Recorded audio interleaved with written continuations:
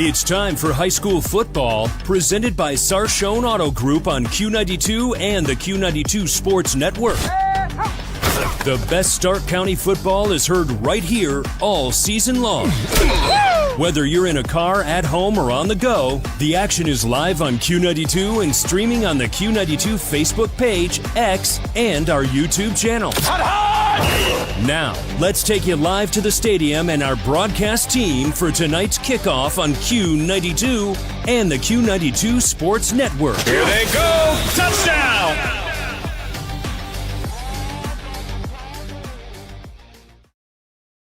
And good evening, everyone. Coming to you live from Mollenkoff Stadium in Warren, Ohio, where tonight we are kicking off the 2025 high school football season. And we got a big one here tonight as Division I and Division II teams are going at it, as the Warren Harding Raiders are playing host to the Canton McKinley Bulldogs. Good evening, everybody.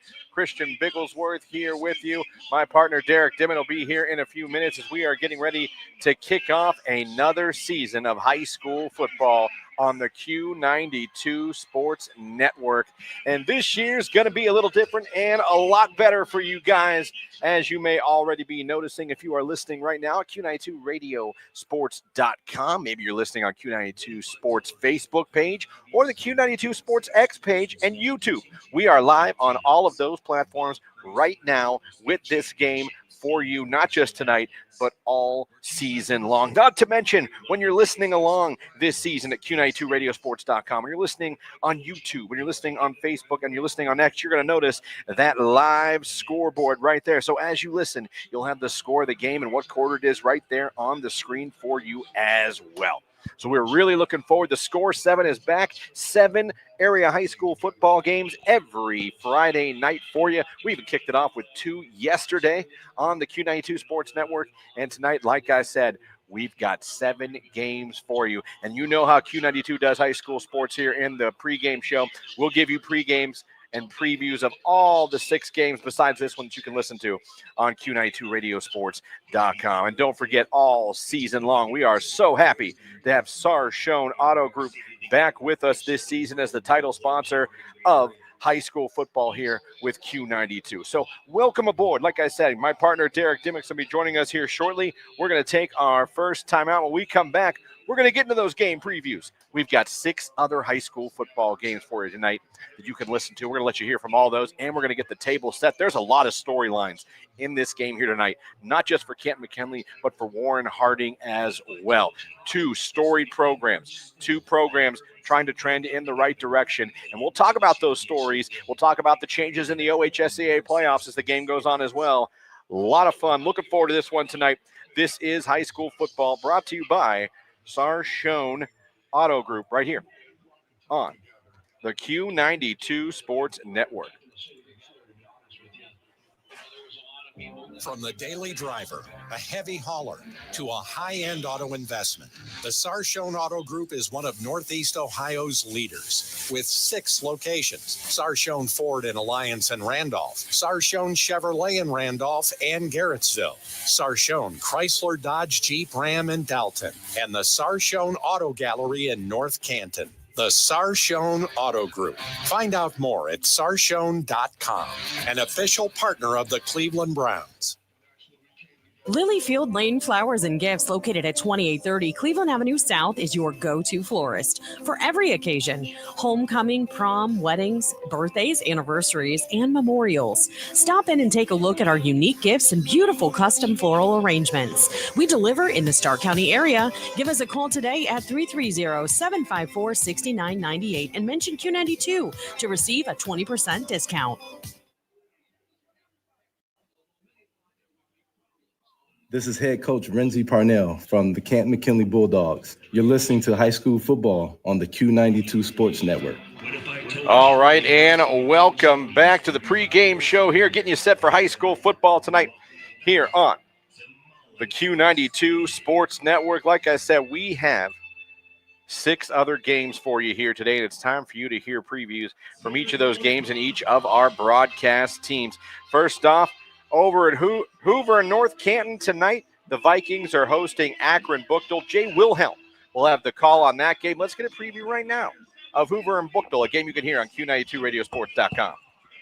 Good evening, everyone, and welcome to Week 1 of the 2025 high school football season on the Q92 Sports Network, brought to you by the Sarshone Auto Group. I'm Jay Wilhelm, and I'm live from North Canton as the Hoover Vikings play host to Akron Buchtel. Buchtel finished last season with a record of 4-7 and 3-2 in league play. The Griffins started last season by beating this North Canton team by a final score of 22-13, but the season went down quick as they then proceeded to lose 5 straight. They'll look to start with another victory this season, but get a little bit more consistent in the win column. The North Canton Hoover Vikings come in off the heels of a 6-5 campaign last year as they finished 3-3 in Federal League play. Head coach Brian Baum is entering his 11th year as the head coach. They have 16 returning lettermen and will look to take the next step this season as they have a little experience at the quarterback position this year with the return of senior John Collins, who's been under center since Week 3 of last season. Week 1 is here, as I'll begin with Buchtel at Hoover with kickoff scheduled for 7 p.m. Tune in to Q92radiosports.com live from North Canton. This is Jay Wilhelm, Q92 Sports. Thank you, Jay, for that preview of Buchtel and Hoover. Next up, we're going to head over to Jackson High School, where the Polar Bears are opening up their season at home. They are hosting Chardon, and Ryan Keller, along with his new partner, Antonio Hall, who's part of the Q92 Sports Network this season. They'll have all the action of that game. Let's go to Keller right now and get a preview of Chardon and Jackson. It's Friday night under the lights at Robert Fife Stadium in Jackson for the Week 1 matchup between the Chardon Hilltoppers and the Jackson Polar Bears. There's a new but familiar man at the helm for the Hilltoppers. After going 8-3, Mitch Hewitt stepped down in the offseason after 14 years and back-to-back state titles in 2020 and 2021. Enter new head coach Brian Landis. Landis is no stranger to Chardon. He served as Hewitt's defensive coordinator throughout much of his 15 years as an assistant for the school, including the back-to-back state titles. Chardon has been built on defense, but it will be helped by returning quarterback Drayton Allgood and a Division I prospect on the line in tackle Andrew Baggett. Allgood will also be utilized at multiple positions with emerging sophomore quarterback Andrew Cole. Head coach Jay Rohr starts his 4th season for the Polar Bears, returning 17 lettermen from their 8-4 record last season and co-Federal League champs. They graduated 41 seniors last season. Yes, 41, but Lucas Eckerman enters his 4th year as the starting varsity quarterback. Last year, he threw for 1,994 yards, 15 touchdowns, and 6 interceptions, completing 53.6% of his passes. And he will have some new weapons to work with. Chase Maurer will be the feature back this season, and senior Corey Jacobs has transferred back from St. Vincent St. Mary and will play a significant role at wide receiver. Join me, Ryan Keller, and Coach Antonio Hall with the call. Kickoff at 7 p.m. on Q92radiosports.com and the Q92 YouTube page. From Robert Fife Stadium, Ryan Keller, Q92 Sports. All right, Keller, thank you for that preview of the game between Chardon and Jackson. We're going to take another timeout. When we come back, more game previews to give you. We still got 4 games to preview that you can check out on the Q92 Sports Network, Q92radiosports.com. This is high school football, and this is the pregame show. Warren Harding and Canton McKinley live from Mollenkopf Stadium in Warren, and it's right here. Q92radiosports.com and the Q92 Sports Network.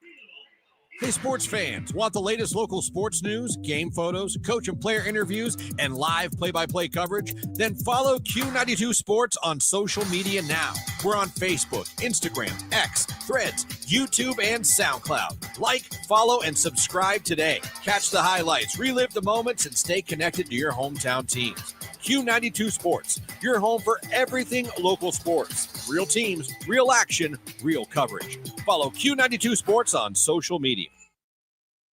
When it comes to sports, Sam Berkwin brings the heat. Catch the Sam Berkwin Show weekdays from 3 to 6 p.m. on AM 1310 WDPN and streaming live on the WDPN Facebook and X pages, plus the Q92 YouTube channel. From the Browns to the Buckeyes, the Guardians, Cavs, and your local high school teams, if it's making headlines in the sports world, Sam is talking about it. It's the local sports talk you want. The Sam Berkwin Show, weekday afternoons on AM 1310 WDPN. Start your day right at Judy's Family Restaurant, your new favorite spot for home-style breakfast and friendly faces. We're locally owned and operated with a team that brings you years of experience to every plate. Whether you're craving fluffy pancakes, sizzling bacon, or a hot cup of coffee, we've got you covered. Come taste the difference at Judy's Family Restaurant. Call 234-360-3096 and follow us on Facebook for daily specials and updates. Judy's, where breakfast feels like home.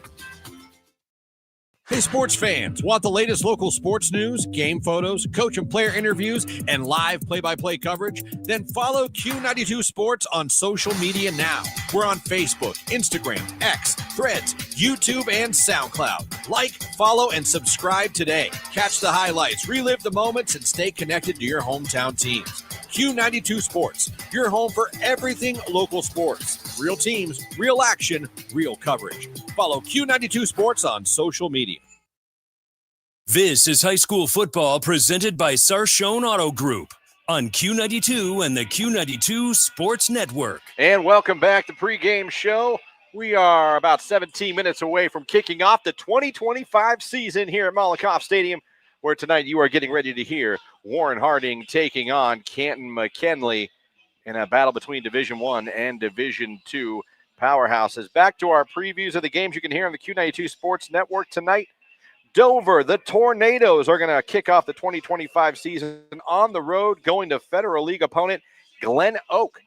Our own Mike Voorhees and Robert Coleman will be having the call of that game. Let's get a preview right now of Dover and Glen Oak. Week 1 of high school football is here, and tonight we are live from Bob Cummings Field at Glen Oak High School for the Dover Crimson Tornadoes and the Glen Oak Golden Eagles on the Q92 Sports Network, presented by the Sarshone Auto Group. Dover will have a new head coach for the first time in 30 years, as Dan Ift has retired. Matt Rees, who was the team's defensive coordinator, is now the man in charge. The Tornadoes welcome back many of its top players from last year, including dual-threat quarterback Jack Judkins, who threw for over 2,600 yards with 23 touchdowns and also ran for 541 yards and 7 more touchdowns. Dover's offense averaged over 31 points last season, and they will look to do the same this year. For Glen Oak, they look to rebound after their 1-9 record last season, as head coach Scott Garcia has 28 returning lettermen, including the tone-setting linebacker Matt Rextus. He had 73 tackles last season and is the leader on the Golden Eagles defense. Javion McClendon is back. He is explosive, folks. 706 yards from scrimmage. Also had 6 touchdowns, and 2 of those were by way of kick return.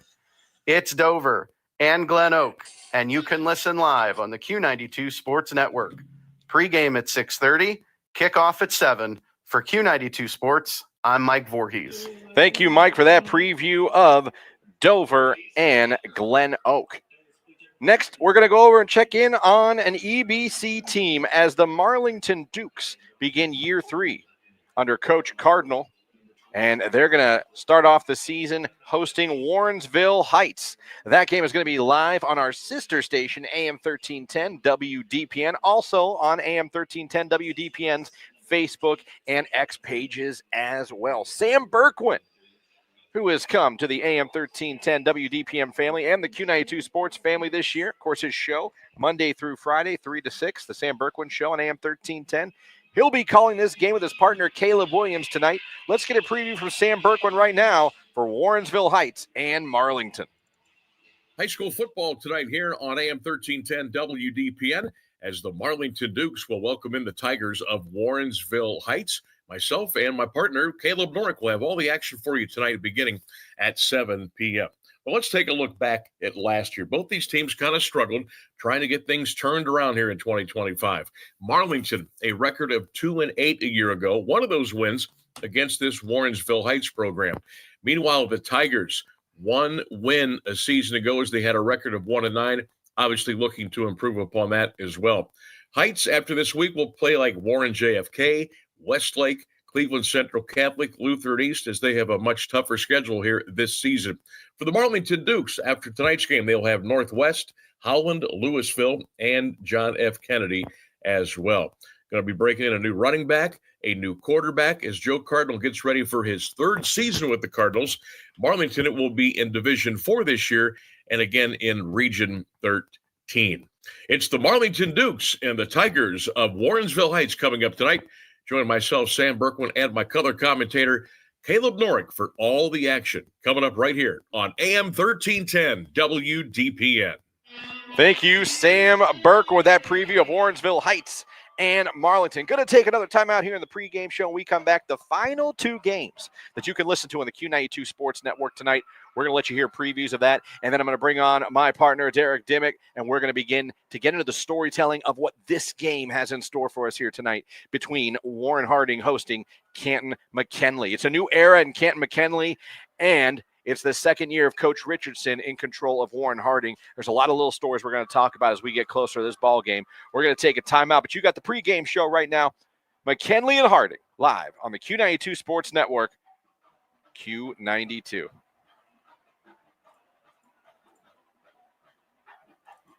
RG Drag, Stark County's premier career center, offers programs that prepares its students at the high school level for careers and continued education beyond high school. Upon completion, RG Drag students have an immediate opportunity to obtain a well-paying job in many exciting career fields. We offer everything from culinary, dental assisting, engineering, sports turf and landscape, welding, and so much more. Contact RG Drag to find a program and career that's the perfect fit for you. RG Drag, where careers begin.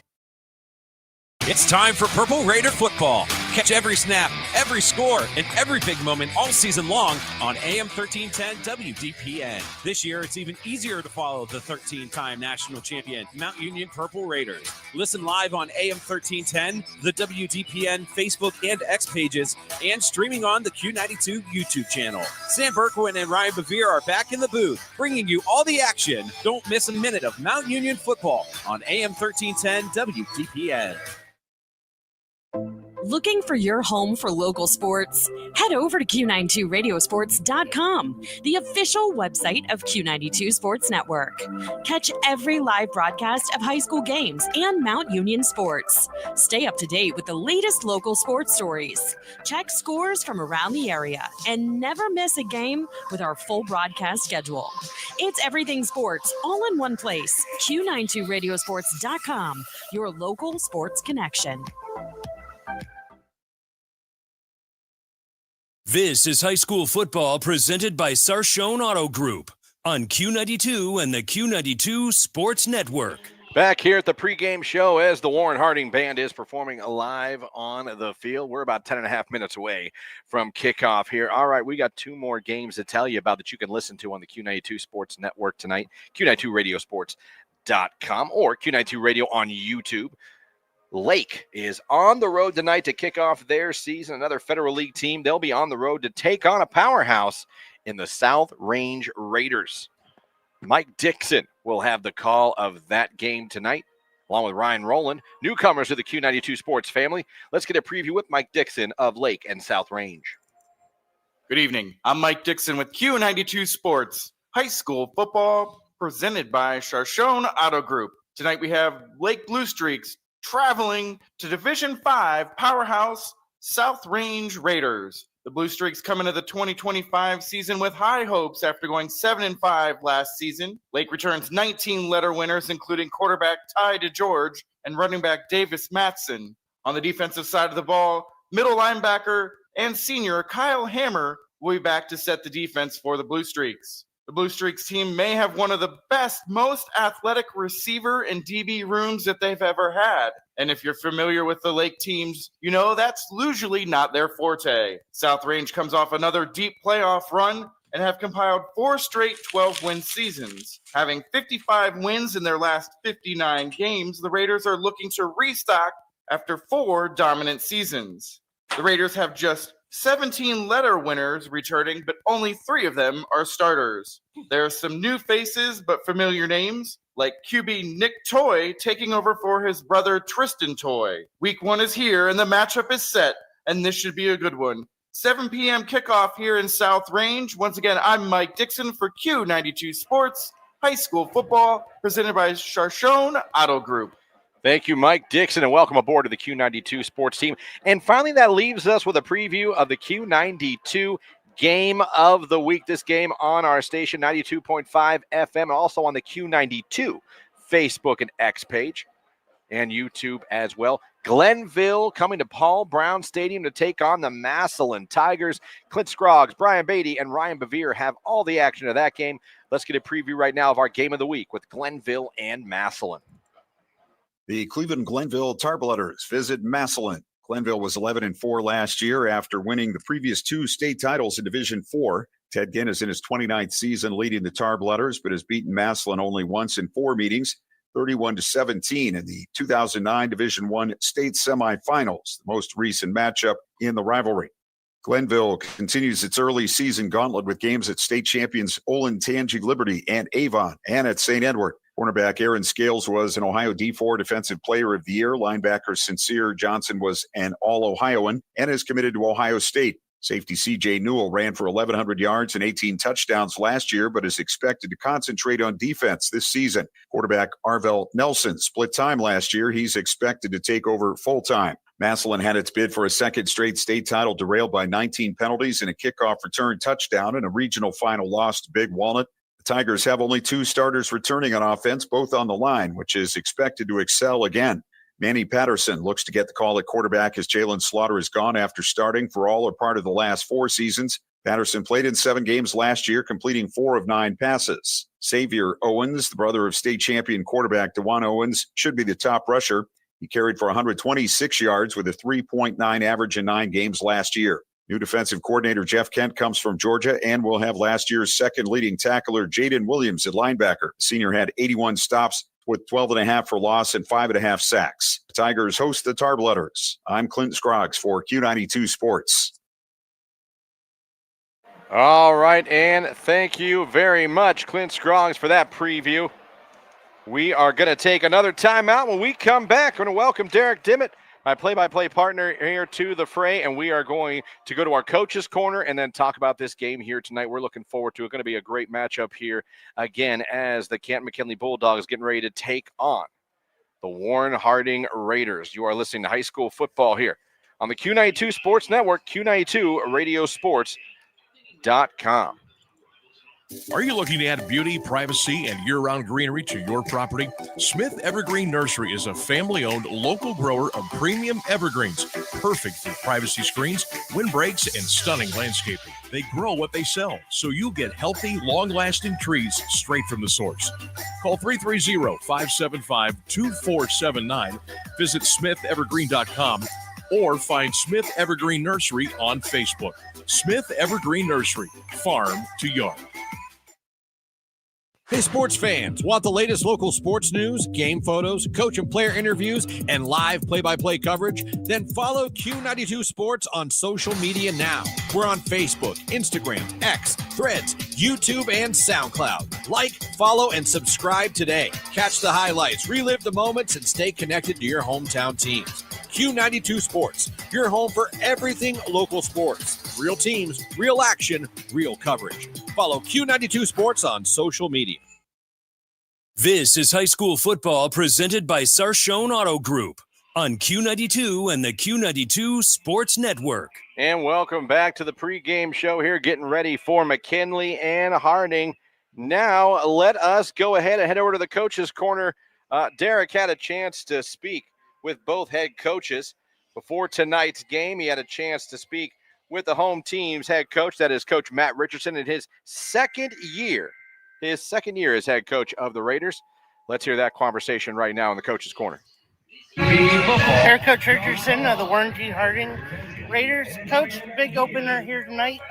You guys coming off a great year last year, 7-3. Can you just talk about the lead up to this season, the off season? We started working on December 9th, lived in 4 to 5 days a week, hired a brand new strength coach. They did a phenomenal job with our kids in the off season. We're just ready to show the product that we put out. Hey, Coach. Can't do that.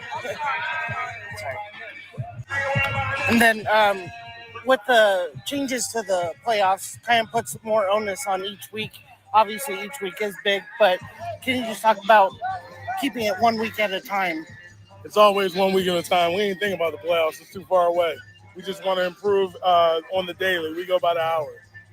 Thank you, sir. Yes, sir. All right, there you go. That is Derek talking with Coach Richardson of Warren Harding. He also had a chance to grab Coach Parnell before his first game as head coach of the Camp McKinley Bulldogs. Let's hear that conversation with Coach Parnell. Coach Parnell, start of a new era here at McKinley. You come over from Hoban. How's the off-season program been? It's been good. It's been real good. Hired Coach Mike Winkler. He does a great job with the guys, and Coach Ramon Stokes does a great job with our speed and agility training, so it's been good. And then the change in the playoff system kind of ups the pressure on each game, but how important is it just to start 1-0, take it 1 week at a time? Yeah, it's no different for me. I mean, I've always looked at it as the same, to be honest with you. We always got to be 1-0. It's not any more pressure than it's always been. All right, Coach, good luck tonight. All right, there you go. That is Coach Parnell talking with Derek Dimmitt, who I welcome to the broadcast here now as we are getting set from kickoff. We're about 3 minutes away from kickoff. And again, Derek, going to be a great season. This is a great week one matchup. You've got a team like Warren Harding, Coach Richardson's second season at the helm. He kind of turned the culture around a little bit. He brings a tenacity. This is a guy that was a star here in Warren in high school, played for Coach Tressel at YSU, winning some national championships. He knows what winning is all about. He kind of brought that attitude to Harding, and now this is the second year. His culture is really embedded here with Warren Harding. Yeah, you could even see it during warm-ups, just the tenacity of each rep during the warm-ups and just the focus. And it's one focus, and that's to open the season 1-0. That's right. He's going to lead a lot this season on his running attack. He's got two good running backs. He calls them Thunder and he calls them Lightning. And there's two of them, and they're very good. And I'm talking about McKing Adair, and I'm talking about Mandis Provit. And if you're any kind of fan or know any history of Warren football, when you hear the name Provit, you know that's going to be a football player. Both those guys. And also, Derek, he touted in a lot of his preseason interviews, Coach Richardson, the offensive line is a huge strength. As a matter of fact, he feels like he's 9 deep with starters on his offensive line. Yeah, and you think about you start 5, so almost 2 deep at each position. And like you said, wants to ground and pound it out, control the tempo with that running game with the two-headed monster. Now you look over at Canton McKinley. It is a brand new era. All right. Coach Parnell comes over, defensive coordinator from Glen Oak. Brings a quarterback with him from Glen Oak, brings a DB with him from Glen Oak, and is hoping to bring some of that tradition, some of that success. We know the success Akron-Hoban has had over the years with Coach Terrell. He was a big part of that, and now he is over here at Canton McKinley trying to instill that with the Bulldogs, and it all starts tonight, and they put a lot of work in the offseason. Yeah, Coach Parnell did a great job getting the guys ready. They, too, just like Warren Harding, coming in, focus on going 1-0 tonight, and it's crowds filing in here as we inch closer to kickoff, and really excited to see how this one plays out tonight. Yeah, we are about set here. Both teams now have come out on the field. A nice little crowd from Camp McKinley making the trip. A nice contingent over on the other side for Warren Harding. As far as weather tonight, folks, it's warm. Yes, very warm. It is warm. It is currently 80 degrees in Warren, Ohio on my phone, but it feels a little warmer than that. Yes, we are baking in the sun. And on the field as well, it feels a little warm, but overall a great night for football. There's not going to be any rain. Harding was paying tribute to their 1990 state championship game tonight. A lot of that team is here in attendance tonight. So a little added pressure when you're one of these Harding Raiders tonight to see some of the greats from the past all show up here, and they're here to watch you. And you're looking at state champs looking over your shoulder tonight. But it was great. Anytime you honor a great team of any school, it's good to see. It's good to see. Yes, and these are two programs that are no strangers to great success. Yes. So we have that coming up. As far as uniforms tonight, Warren Harding Raiders are going in their black on black uniforms tonight. Black jerseys, black pants with their gold numerals and the gold W on one side of the helmet. And they have the arrow on the other side. As far as Canton McKinley, they're going the polar opposite. They're going with their all whites tonight. White jerseys, white pants, red numerals with the white helmets. And they have that set here to go. As we are just about ready for the playing of the national anthem, which we will obviously turn over when that happens here in a second. But we are here, Derek. And when you look at the keys to tonight's game, if you ask me, if what we hear is true, Harding wants to establish the run. They want to hit you with that two-headed monster at running back. They want to run behind those two impressive tailbacks. But I also tell you, their quarterback, James Jones, he's taken over for a star. Right. Who's at Penn State right now and could be starting at DB for Penn State. That's how good of an athlete he was. But Jones, he did play some last year, and he threw 4 touchdown passes. So it's not that their quarterback has no experience this year at all for Harding. Yes, and a tall quarterback and able to see over that big line that he has up front there. And knowing that they want to focus on the run, you need that passing game to offset that and keep the defense out of the box. Absolutely. We're going to pause right now for the playing of the national anthem here at Mollenkopf Stadium as we're getting closer for kickoff here between Harding and McKinley. The national anthem.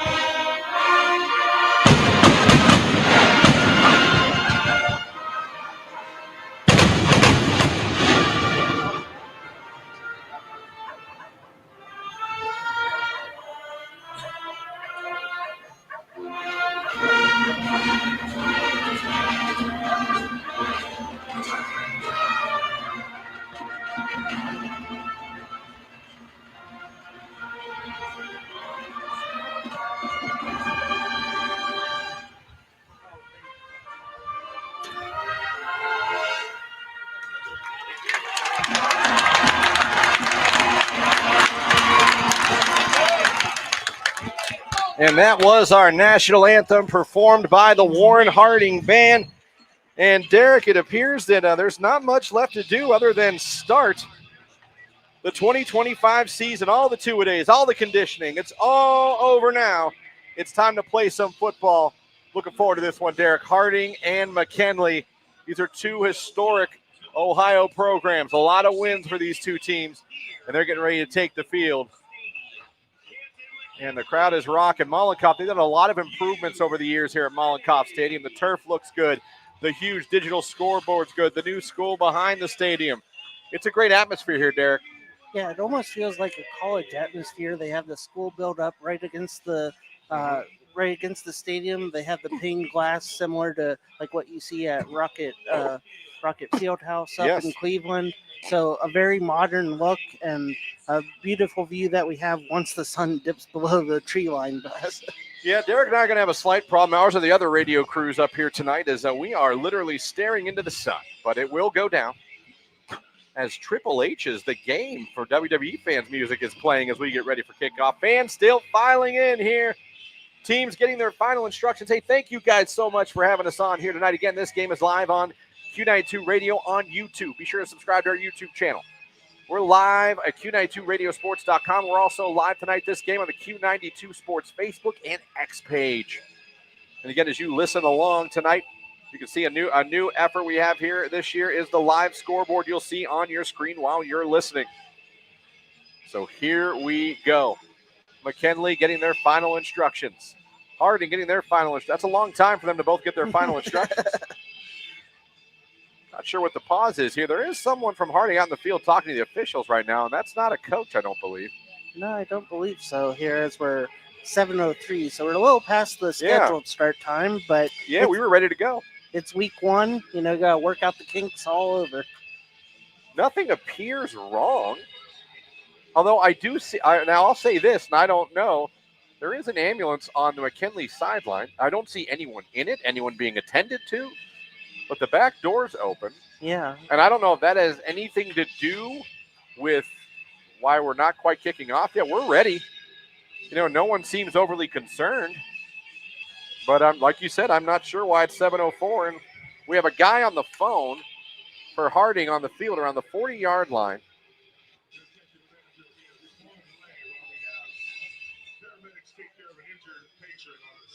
Okay, they just announced there is an injured patron, they're saying, on the sideline. Not a player, but someone on the McKinley sideline was injured in some way, enough that they brought over the ambulance to the sideline. And I apologize, I didn't see him because the ambulance totally had it blocked. And I didn't think it was a player. But they just made the announcement over the loudspeakers. That is the reason for the delay right now. But whatever it is, whatever they hurt, it's enough that they pulled the ambulance over, Derek. Yeah, we hope for their safety and well-being. And they are. It looks like they're going to put them up on the stretcher, it looks like. So I don't know if it's warm enough. It could be a heat exhaustion thing. Yeah, it is warm, and that synthetic turf, it really kind of bounces some of the heat that maybe natural grass would absorb. So it is a few degrees warmer down on the field level than it is up here. One of the cool things, while I have a minute here, it's really cool to see the people chiming in on YouTube. I see Michael Young with a Go Harding. I see Go Pups. Richard saying, let's go Pups. Greg with the Let's Go Pups. Appreciate fans from both teams checking us out here tonight. So, as again, it seems like they have the gentleman in a wheelchair now, and they're going to wheel him around back of the ambulance to get him out of the way. And now they're loading him up. So hopefully he's okay. He does seem alert. Yes. He does seem awake. And again, it could have been heat. I know when you hear 80 degrees, you're like 80 degrees, but it's muggy out here. Yeah, and if you're out there and the sun's beating down on you. It is a warm 80 degrees. And all right, so we're getting that taken care of. And obviously, hopefully, that gentleman gets the attention he needs and feels better and takes care. They take care of him. I'm sure they will. So that's why it is 7:06 and we have not kicked off yet. Every player for both teams is fine. So they'll get him off the field as they're doing that right now. And we'll get set to go. Looking forward to this one here. Harding and McKinley. Going to be a fun one here tonight on the Q92 Sports Network. As they're playing Harding clips from years past. I just heard a Mario Manningham clip. Wow, if you're a New York Giants fan out there, like actually my brother is, Mario Manningham played his ball here at Harding, went on to play at Michigan, had a big career at Michigan, and had a pretty good NFL career with the New York Football Giants as well. All timeouts this season are going to be brought to you by our friends at Friends and Family Credit Union. The red zone will be the RG Drag Red Zone. And, of course, high school football brought to you all season long by the Sarshone Auto Group. So they're still tending to that gentleman. We're going to take a break while they tend to him. We'll come back. Hopefully we'll be ready here for kickoff here. Just a little delay here. We're going to wait a little bit longer for the start of the 2025 season for McKinley and Harding right here on the Q92 Sports Network.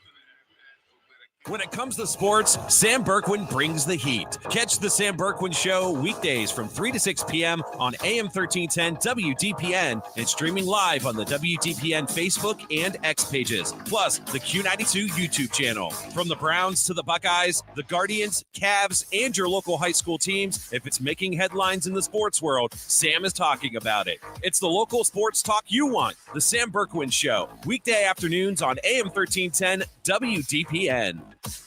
This is head coach Renzi Parnell from the Camp McKinley Bulldogs. You're listening to high school football on the Q92 Sports Network.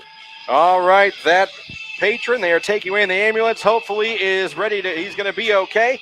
Here we go. Harding is going to receive the football first. They are standing back And around their 5-yard line, McKinley will kick it off. Harding will be going left to right. Again, Harding and they're all blacks tonight. McKinley and they're all whites. This is going to be a good one. Looking forward to it. Thank you guys for having us on here tonight. And here we go. McKinley and Harding on the Q92 Sports Network. A new era for McKinley football. The Coach Parnell era. We are set to go.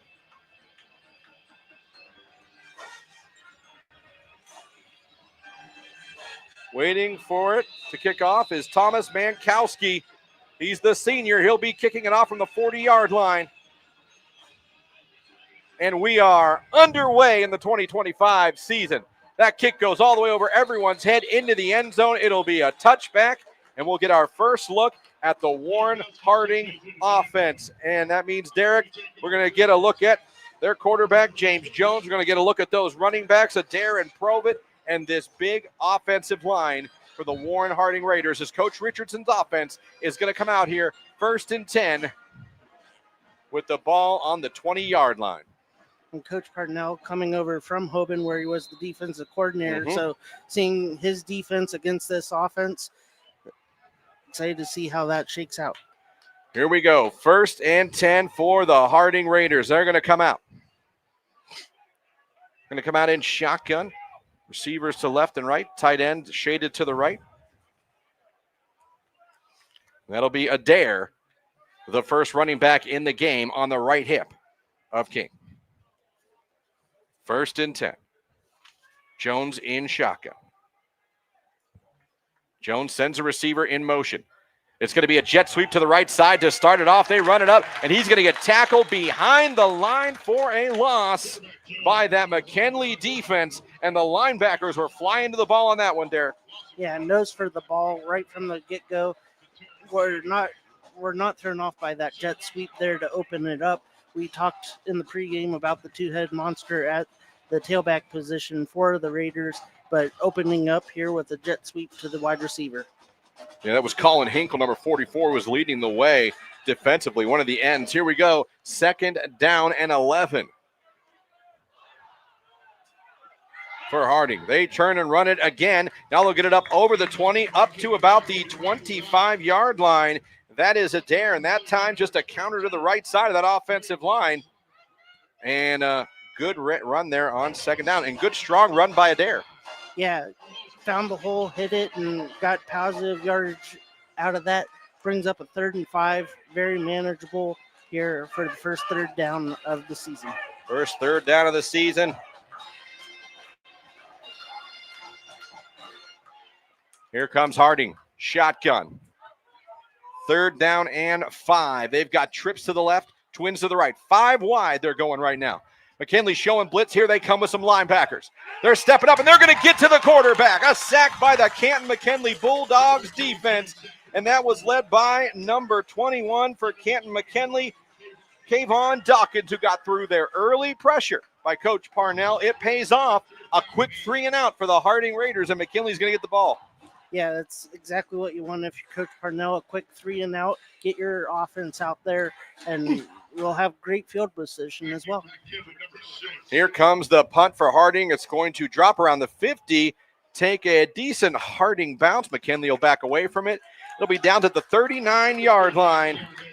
And then here we go. For the first time, the offense for the Canton McKinley Bulldogs are out here. It is 0-0 with 10:01 left to go in the first quarter. McKinley and Harding here on the Q92 Sports Network, brought to you by Sarshone Auto Group. So now we get our first look at the new quarterback for McKinley. That's Trent Hayden coming over from Hoban. Also their new tailback, Zion Culver, coming over from Canton South. Had a great season last year, 1,500 yards. They're going to come out. 2 wides, tight ends to the left with Culver at tailback. 1st and 10 on their own 39-yard line. McKinley going right to left. 1st and 10. Looks over the defense. He'll take the snap. They're going to hand it off to Culver, who fumbles it on 1st down. He goes for it. Ball's still loose. Harding picked it up. No, they're still fighting for it. It's loose, and I believe Harding has it finally. And, a disastrous first play for McKinley as they go with a little toss to Culver. He doesn't secure it, and it looks like, although McKinley has the ball, I don't know who they're giving it to. One of the linemen from McKinley's holding it like high. But Yeah. I believe they're going to give it to Harding. Yeah, I do. Yep, they are. Yep, it was. That's going to be a turnover, the first turnover of the ball game. Big mistake on the first play from scrimmage for McKinley. And Derek, now Harding back in business little deep in Camp McKinley territory. Yeah, they're just outside of the RG Drag red zone here to open their second drive. We'll see how, with the shorter field, how that plays for Coach Richardson, and maybe if he goes more traditional with his play calling. All right, there's 9:50 left to go in the first quarter. Nothing, but Harding has it on the McKinley 26-yard line. This is their second possession of the game. And now the big running back, Mandis Provid, is in for Harding, Derek. They turn, hand it off to Provid. Provid tries to go to the left side, nowhere to go. Another good stout play there by the D tackle and DN for McKinley. Shad Davis coming up, staying home at his DN spot and making the play there. So it's very apparent to me early on that this defense is prepared for what Waynell Harding wants to do, and that's run the ball. Yeah, it's going to be a mano-a-mano night. 9:26, clock running. It's second down and 10 from the 26-yard line. James Jones, the junior quarterback, in shotgun pistol formation, has a running back behind him. Turns, hands it off to Provid again. Provid pushing two men off him and getting it down to the 25-yard line. Not much of a run, but a heck of an effort, as Derek Provid shedded two defenders at the same time who came up to tackle him. That could have been a loss. Yeah, they look like they have him wrapped up for a 2-yard loss, but he used that upper body strength, lower body strength to pull out of those arm tackles and able to gain about 2 yards on the play. So 3rd and 8 now for Harding. It's 0-0. They're in McKinley territory on the 24-yard line. They got this off the McKinley fumble. Provid still in the backfield now with Jones. He's on his left hip. Jones going to throw for the first time. Throws it towards the sideline. It is cut, and that should be enough for a first down. Julius Farrell, the senior, with that catch, his first catch of the season and first completion for James Jones. And let me see. That should be enough for a first down. And now, there we go. Harding moves the chains, and they are officially in the RG Drag red zone. Harding trying to take advantage of the first turnover of the ball game, which was a fumble by Canton McKinley. There's 8:33 left to go here in the first quarter. 0-0. Jones in shotgun. He's got receivers to the left and right. Provid with him. Turns. Hands it off to Provid. Provid going to try to bounce it to the outside. Another good job by the McKinley defense. There you go. And that is, again, that is number 9. That's Elijah Phillips this time. I'm going to tell you what, Derek, too, watching early on, the defensive ends for McKinley are really holding contain. Yes, trying to keep the running back in between the tackles as the Raiders are trying to bounce it out, and there's nothing doing. And again, like Derek said, I mean, Parnell was the defensive coordinator. He brings a defensive mentality over here to McKinley. 2nd down and 10, under 8 minutes to go in the first quarter. 0-0. Harding knocking on the door at the 14-yard line. Jones in shotgun, and we have a whistle. And what do we have? I think they're going to send a player from McKinley off the field for an equipment issue. That is number 6. Shad Davis is going to have to come out for one play. Coming in for him is going to be number 28, Desmond Parnell. He'll come in for one play. So the officials always trying to look for things like that, any kind of equipment issues. If they think someone needs to come out of the game for any reason, they will do that, especially early on when heat can be a factor. Exactly. Here we go. 2nd down and 10 from the 14-yard line. They turn. They're going to hand it off. Going to go down to around the 10, the 9-yard line, as that was McKing Adair, who's back in the ball game now. Again, Coach Richardson told us you are going to see plenty of Adair, and you're going to see plenty of Provid. 4-yard gain there. 3rd down and 6, ball on the 10-yard line. Here in the first quarter with 7:30 left to go, 0-0, but Harding trying to take advantage of the first turnover of the game. Nice crowd finally here for Harding as they filled up there's a lot of stands here. Yes. At Mollenkoff Stadium. Here we go. Big 3rd down for Harding. 3rd and 6 from the 10-yard line. They're going to turn. They're going to hand it off to Adair, and he goes nowhere. The defensive line and linebackers come up big again for McKinley. That's going to make it 4th down, and Coach Richardson's going to have a decision to make. Go forward or send out the kicking team. It looks as though he's going to send out the kicking team. Yeah, with how this game's gone so far, you're in this position, a great opportunity to put points on the board and that looks like what Coach Richardson is deciding. Jerron Edmonds, the junior kicker. Derek, he'll be kicking this from about the 17-yard line on the left hash. It's down. The kick is up, and the kick is good. So the fumble by McKinley leads to a field goal by Harding. They now have the lead, 3-0 over McKinley with 6:35 left to go in this football game, in the first quarter of this football game. Take a timeout. This is high school football here on the Q92 Sports Network. Dreaming of your next getaway? Lisa's Dream Getaways Travel Agency is a locally woman-owned travel agency helping you see the world. Lisa books any and all types of travel, honeymoons, all-inclusive, cruises, Disney, along with bachelor and bachelorette trips and destination weddings with low deposit, and you set your monthly payments. Mention Q92 to get $50 on board cruise, credit, cabin, or $150 off your non-canceled vacation or honeymoon. Call 330-428-0610. Lisa's Dream Getaways Travel Agency. If you don't go, you won't know.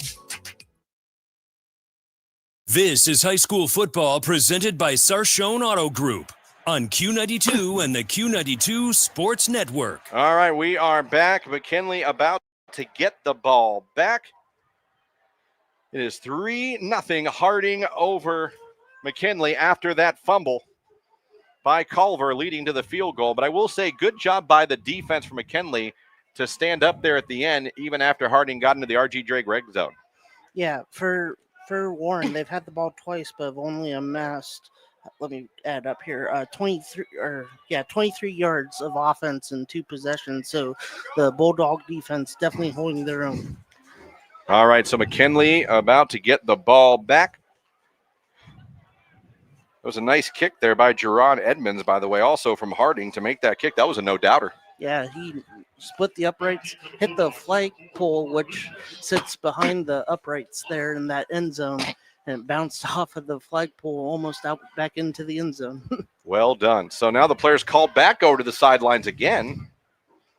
Not sure what that was about, but both teams back to their sidelines. We had a delay earlier in this ball game when a fan on the sidelines, or someone on the sidelines of Canton McKinley, wasn't a player or coach, fell ill and had to be taken out by ambulance. And hopefully he was okay. Like I said, he did seem alert.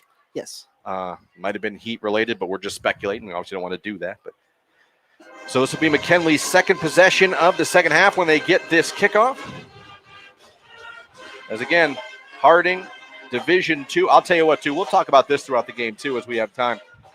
Both these teams' schedules are gauntlets. Yes. Warren Harding's schedule is unbelievable, and Canton McKinley, I mean, you just throw in the Federal League. Right. Is all you have to say, and you know you got a tough schedule. You just mentioned the fact that they're playing Massillon at week 10, and you know it's a big schedule. But to add, a Division II powerhouse like Harding on week 1 on the road, neither one of these teams, neither one of these programs shy away from competition. Exactly.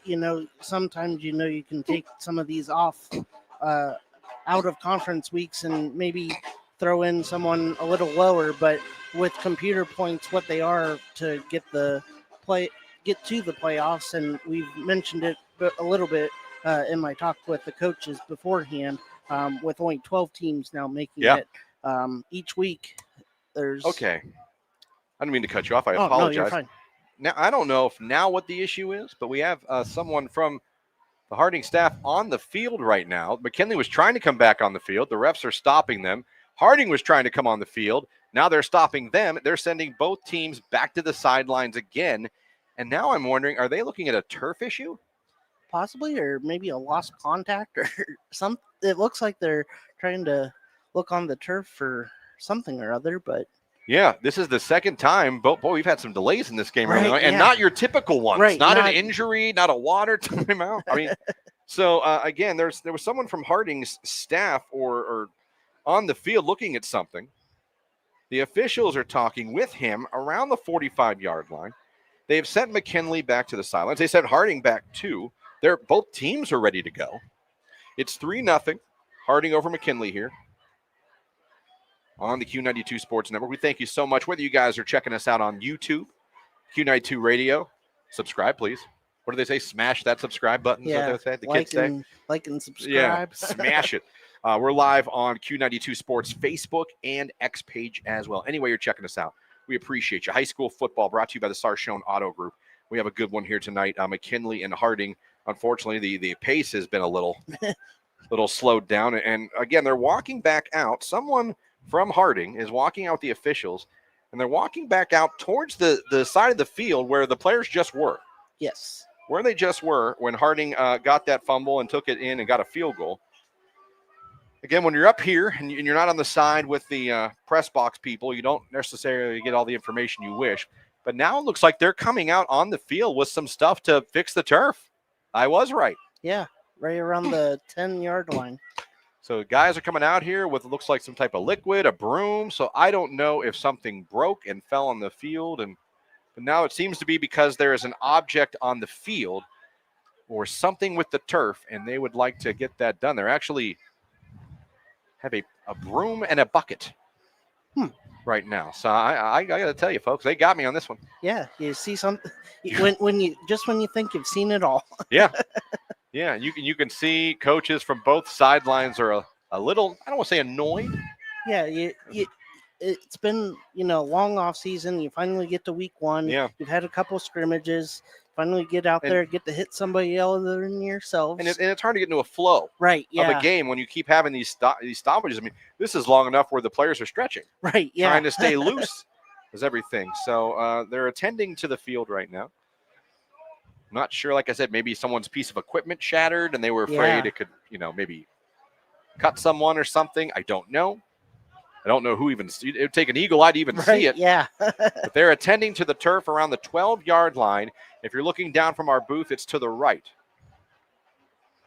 The scoreboard side here, if you're familiar with Mollenkoff. So there's 3 gentlemen from Harding checking it out with one of the officials. It looks like they're done.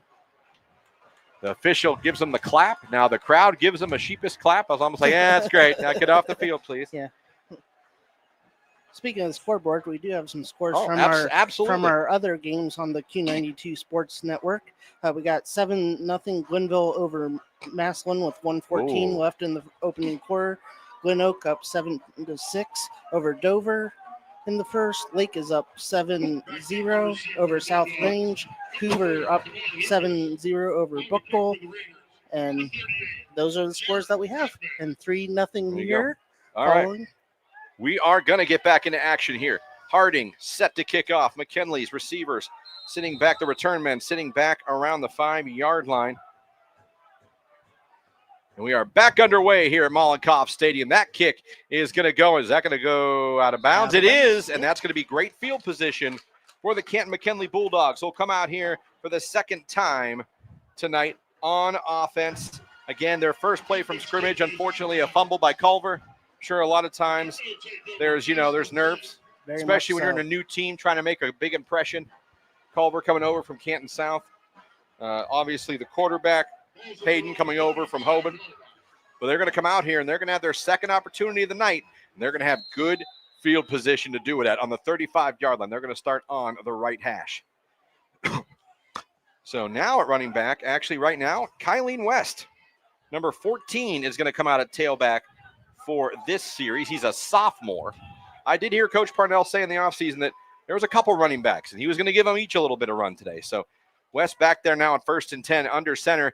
They turn. There's the handoff. Cuts back, gets it up over the 35, over the 40, up to around the 42-yard line. Good, strong run there by Kylan West. So there you go. Kylan West, first carry of the ball game, and the sophomore, 5'9", 170-pound, number 14, with a nice run on first down. Yeah, just like we've seen with the Warren Harding running backs. Get the ball, find the hole, and hit it.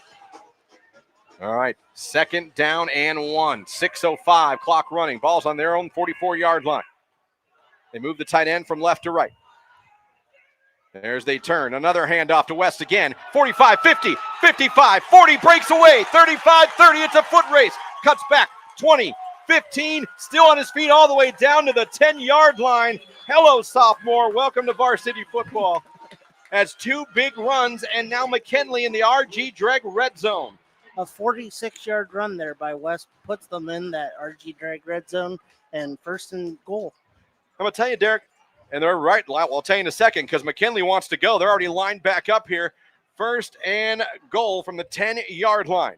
Hayden in shotgun has got West to his right. High snap, turns it off to West again. This time West is going to be hit right at the line and dropped for a loss or no gain. That was a nice hit by number 58, Xavion Smith, the junior from Harding.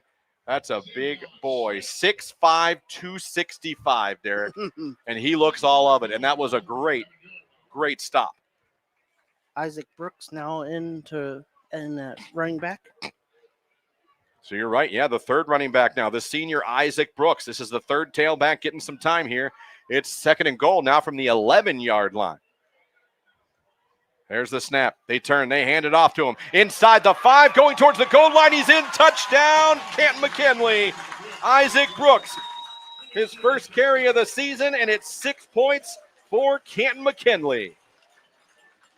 Went off the right side of the offensive line there and took it right into pay dirt. So that makes it 6-3. McKinley takes the lead over Harding with the extra point pending. On to kick for McKinley. McKinley doing the swinging gate. Oh, they're lined up almost like they're going to go for 2. They are. It's going to be a wide receiver screen for a 2-point conversion, and it's good. Holy cow. You thought it was a swinging gate, but their backup quarterback, Braylon Crook, number 17, just flat out took the snap, threw a quick wide receiver screen to the flat, and it went in for 2. Yeah, they lined up with it spread out like some teams sometimes do, and then they motioned back into a more traditional stance, but caught the Raiders defense and special teams lacking and take the advantage to go up 8-3. Coach Parnell going for 2 early on. It's successful, and McKinley now up by a score of 8-3 in the first quarter. We'll be back. It's high school football here, presented by Sarshone Auto Group, Q92 Sports Network. From the daily driver, a heavy hauler, to a high-end auto investment, the Sarshone Auto Group is one of Northeast Ohio's leaders with 6 locations: Sarshone Ford in Alliance and Randolph, Sarshone Chevrolet in Randolph and Garrettsville, Sarshone Chrysler Dodge Jeep Ram in Dalton, and the Sarshone Auto Gallery in North Canton. The Sarshone Auto Group. Find out more at sarshone.com, an official partner of the Cleveland Browns. This is high school football presented by Sarshone Auto Group on Q92 and the Q92 Sports Network. Well, McKinley answers the field goal by Harding with a touchdown run. You talked about how Harding wanted to run. Well, McKinley certainly did that as they kicked the ball off. Harding will return this from about the 1-yard line. Here come the Raiders. Up over the 15, the 20, the 25, the 30, the 40, the 50. Tries to cut back. Will be knocked out of bounds at the 39-yard line. What a return by number 28. Guess who that was? That was the tailback, McKing Adair, showing it off on special teams there. Derek Harding's back in business. He just showed what he can do if he is able to break it out and get out into that wide open space. Had a lot of green in front of them. Took it from their own 1-yard line out to the McKinley 40 for a 59-yard return on that kickoff. Well, early on, it seems like both teams are ready to play here tonight. It's a fun one here. 8-3 in the first quarter, 4:37 left. Harding has the football back, their third possession. And back out comes James Jones, the junior quarterback. And a tailback this time, Mandis Provit coming out. He is the thunder to the lightning of Adair. And I'll tell you what, Provit's a big boy. 6 foot, 231 pounds. All right. Jones in shotgun on 1st and 10. Trips to his left. Jones going to hand it off to Provit. Provit wants to try the left side. Falls forward, takes it down to the 37-yard line. Nice counter run to the left side there by Provit. Nice patient. Got behind those big linemen.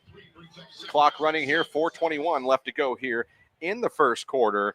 The score 8-3. McKinley on top of Harding here on the Q92 Sports Network, brought to you by the Sarshone Auto Group. Here they come on 2nd down and 7. Provit will now go on the left hip of Jones. Jones with 4 wides, 2 to each side. He will pass on 2nd down. Quick hitter, got it to his receiver, down to about the 33-yard line. He got that to number 24, Kai Butcher. Butcher's first catch of the season. That's 2 completions by Jones early on. And like I said, they want to run here at Harding, but they're not afraid to throw it there. Yeah, you gotta mix it in, or teams will just stack the deck on you. And 2 for 2 for James Jones. All right, Jones now on 3rd down and 2. He's got Probit with him. He's going to put Probit on his left hip, trips to the right, receiver to the left.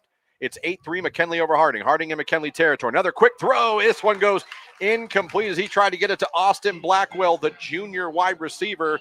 Little high. Thought maybe Austin could have come down with it, but it goes out of bounds. 4th down, and I feel like this is a part of the field, Derek, where Coach Richardson will go for it. We'll see. Yeah, too far out for a field goal, and if you punt, there's the risk of it bouncing into the end zone, and they'd get it at the 20, so you'd only be gaining 12 yards in field position. So with your running backs that Coach Richardson has, good opportunity to some extend the confusion drive. here, and I think Harding might have to call a timeout. And did they? They didn't. I don't think they had the right play calling. They didn't even have the right personnel in right there. And this timeout brought to you by Friends and Family Credit Union. It's time to bring a friend into the family. So timeout by Warren Harding as they're going to try to figure out what they want to do here on 4th down and 2. Late in the first quarter, 3:21 left to go. It is 8-3. McKinley on top of Harding here on the Q92 Sports Network. And again, we talk about the schedules of these two teams. Listen to this Harding schedule. They go on the road next week to Bookdale. Then, and Harding, no stranger to playing Stark County schools. They'll be home against Perry. Then they go to St. Vincent, St. Mary's. Then to Ursuline. They'll play McDowell at Pennsylvania. They'll be playing Boardman, Cardinal Mooney, Massillon, and they'll end the season against Fitch. That is a schedule. Yeah. That's a schedule. All right, so Harding comes out after the timeout. They got it set. Now we're going to have our first 4th down attempt by either team. Stacked eye, 3 deep, with the deep man being Provit. They're going to turn on 4th down, hand it off to Provit. He falls forward inside the 30 to the 29. Should be enough for a first down, Derek. And they went old school football for that one. Yeah, no messing around. Line it up. Give yourself 2 blockers out of the backfield to clear the way, and Provit did the rest. So the drive continues for Warren Harding. 3:08 left to go in the first quarter. 1st and 10. Harding on the 29-yard line of McKinley. They're going to stay in this stacked eye with Provit being the deep back here. Even extra linemen. They hand it off to a new running back. That's Jalen Murray, the junior, actually, who came into the ball game and got his first carry. Jalen Murray, a 6', 205 junior running back. So now Warren Harding's gone 3 deep on their running backs, just like Canton McKinley's gone 3 deep on theirs. And with the temperatures, it's good to, keep guys rotated in and out, make sure they're staying hydrated. We don't want to have any delays for cramps or worse. And now I see McKing Adair coming back into the ball game. Boy, on that formation, interesting. Stacked eye and an extra lineman instead of a tight end. Like you said, Coach Richardson said, I've got 9 legit linemen on this team, and I'm going to play them. And that was an example of it.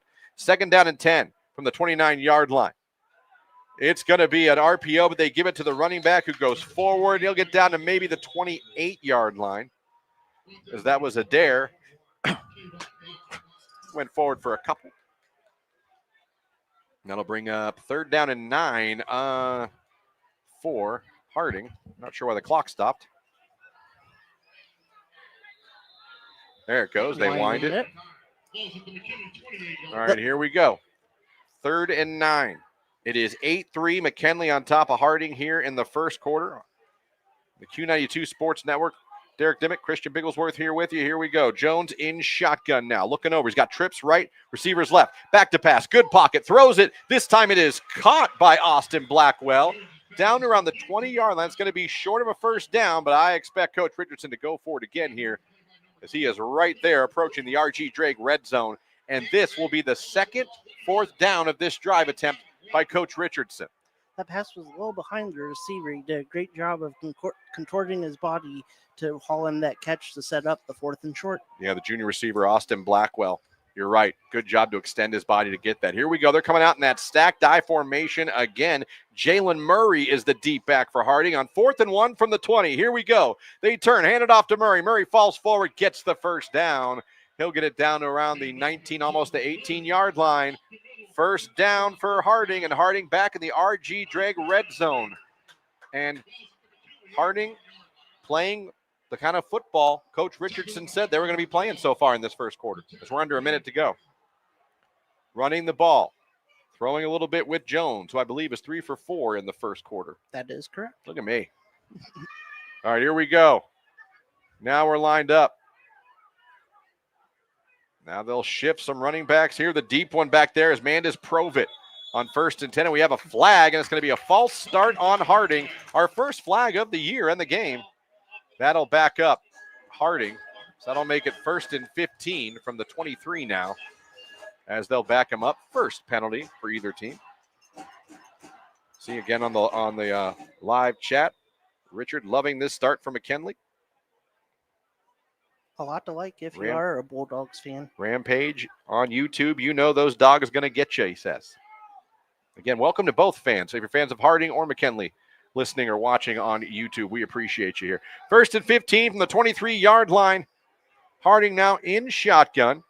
Murray, the deep back. They're going to hand it off to Murray again. Going to try to bounce it to the outside. Runs over one man inside the 20. Oh, nice open field tackle there by one of the DBs for McKinley. I got to find out who that was. That was an open field tackle. That was number 13 for McKinley.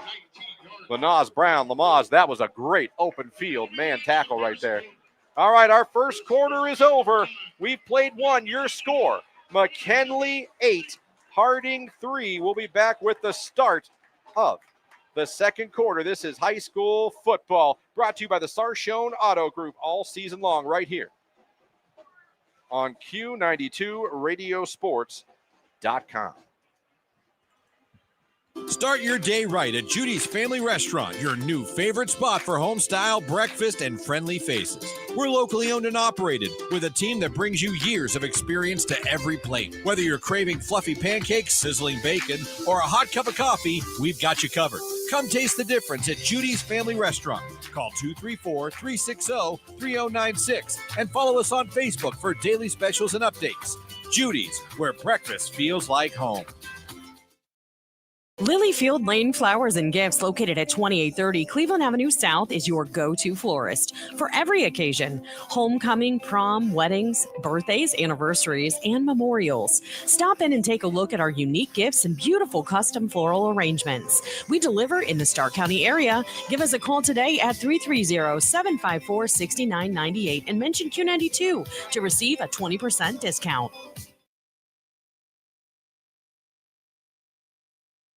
This is high school football presented by Sarshone Auto Group on Q92 and the Q92 Sports Network. And welcome back to Molotov Stadium. Derek Dimmick, Christian Bigglesworth here as we get ready to start the second quarter of action. After one, it is 8-3 McKinley over Harding, but Harding driving again. It's going to be 2nd down 11 from the 19-yard line of McKinley for Harding. Jones in shotgun, sends a receiver in motion, rolls out, looks, trying to set up a screen to Adair, but it went off Adair's hands. That play might have had a chance if he'd have got it to him, but a little too much under it by Jones. Incomplete pass. That'll bring up 3rd down and 11 for Harding. Yeah, Daniels did a good job there on the McKinley defense, kind of jumping in front of the intended receiver and maybe getting in that eyesight and cause that incompletion. Here we go. 3rd down 11 from the 19-yard line of McKinley. Here comes Harding. Jones in shotgun. He's got trips right, steps back, looking, throws across the middle of the field, and it is very high, but we are going to have a flag thrown.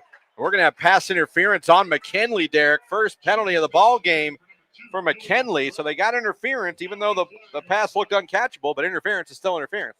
Yeah, got feet tangled and down there by the goal line, so have a first down here for the Raiders in red zone. Just underway here in the second quarter. We had a couple delays, one with an injury or an illness to someone on the sidelines, not a player or coach. And then we had another one for a little turf repair. All right, here we go. So now after that penalty,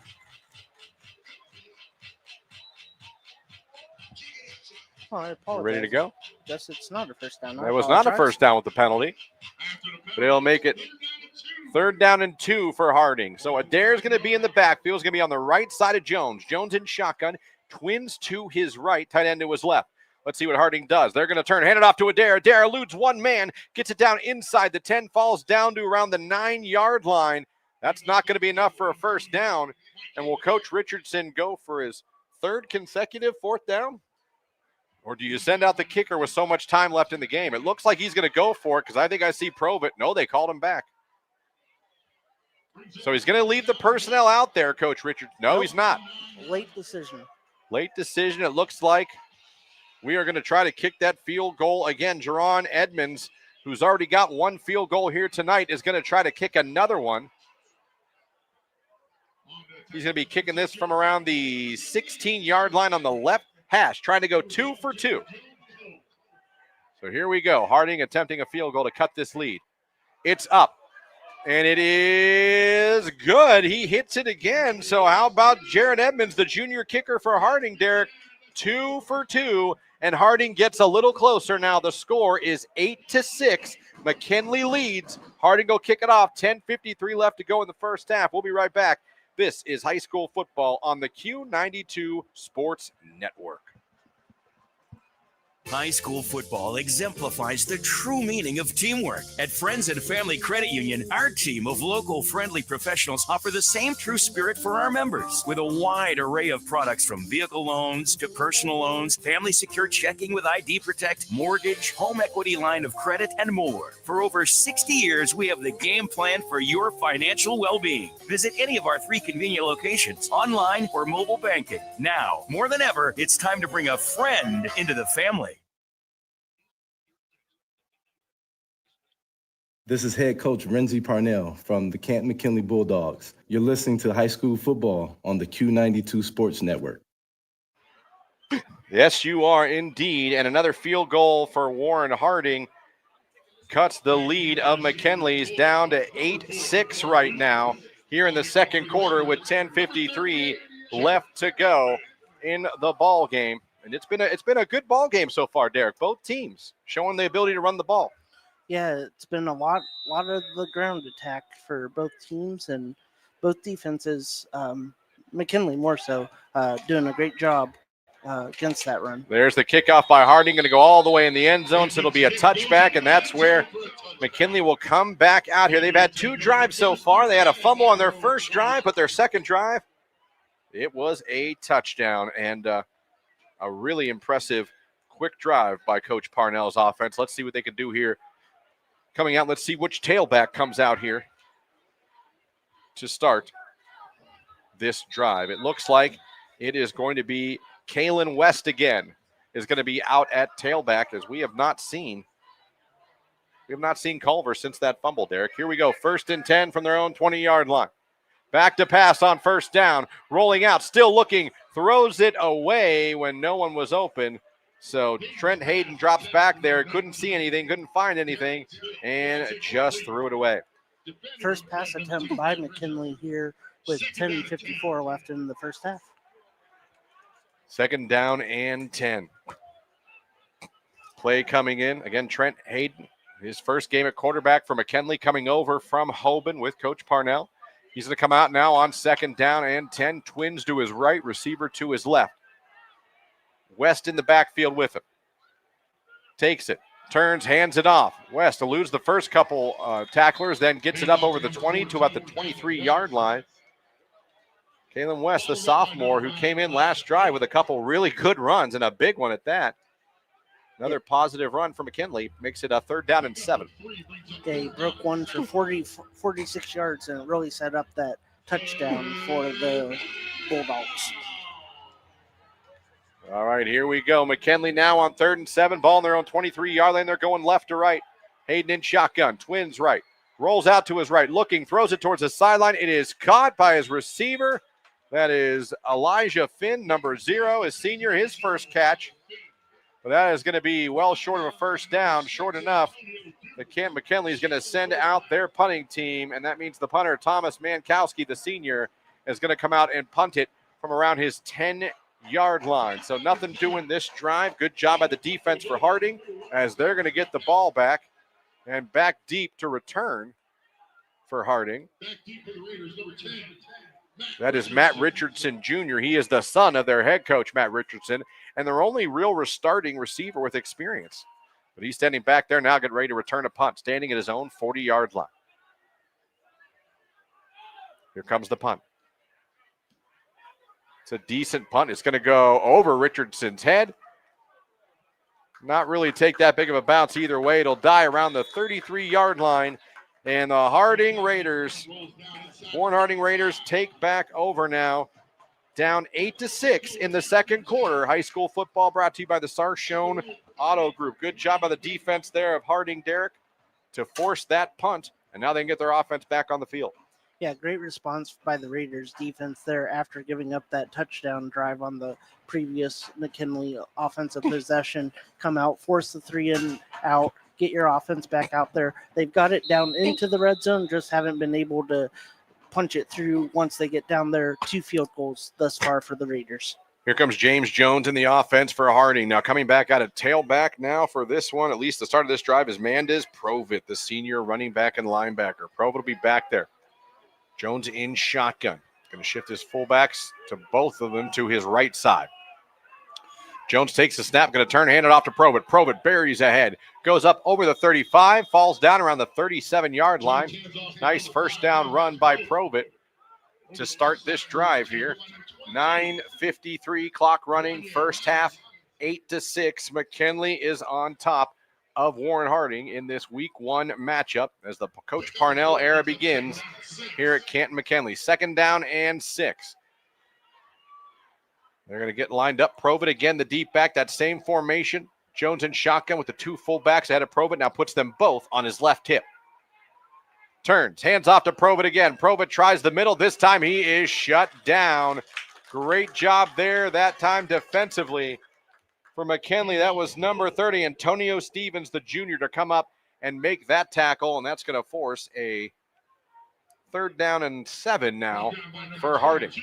Thus far, the Raiders offense, they struggled to put together consecutive positive plays. The Bulldogs defense doing a great job of answering. 3rd down and 7 for Harding. Jones in shotgun. He's got twins right receiver to his left. He's got Provitt with him. He puts Provitt on his left hip. Back to pass. Jones, quick hitter. The receiver never even turned around. Was looking for Julius Farrell. I think he wanted a back shoulder throw there, Derek, but Farrell just kept running and never looked back. If that was a back shoulder, if he'd have turned around, that ball would have been there. Yeah, and it would have been enough for the first down, but not on the same page here early in the early going for the Raiders. All right, so now McKinley forces a punt. Jaron Edmonds, both teams' kickers are their punters as well. Edmonds having a good night. It's already got 2 field goals tonight for Harding. He awaits. He'll punt it from the 25-yard line. There is the punt. It's a decent punt. Going to be caught around the 30-yard line by McKinley. 35, 40, 45, up to around the 48, 49-yard line. Nice little nifty return there by number 19, Darius Hill. I didn't know if he was going to return that or fair catch it.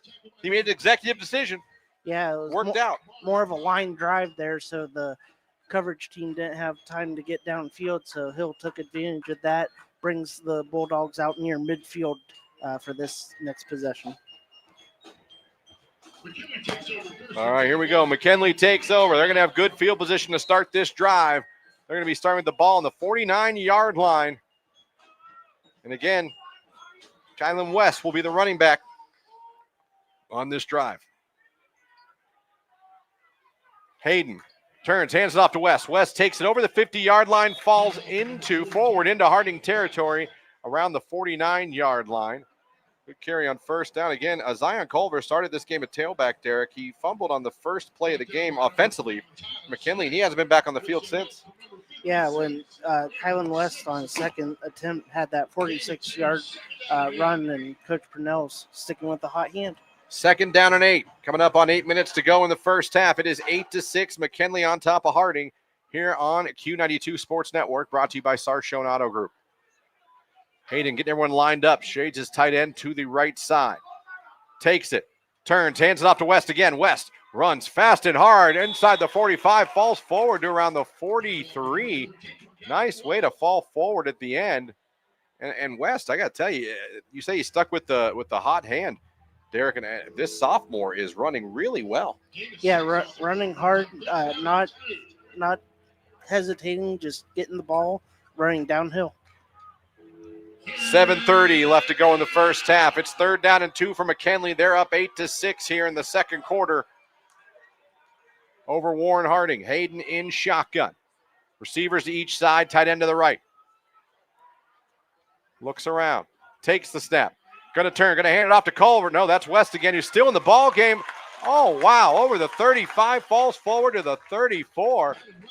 Plenty for a first down, and this sophomore and this offensive line for McKinley starting to cook a little bit here, coming up on 7 minutes to go here in the first half. McKinley in Harding territory, and McKinley now picking up the pace, Derek, and starting to get lined right back up.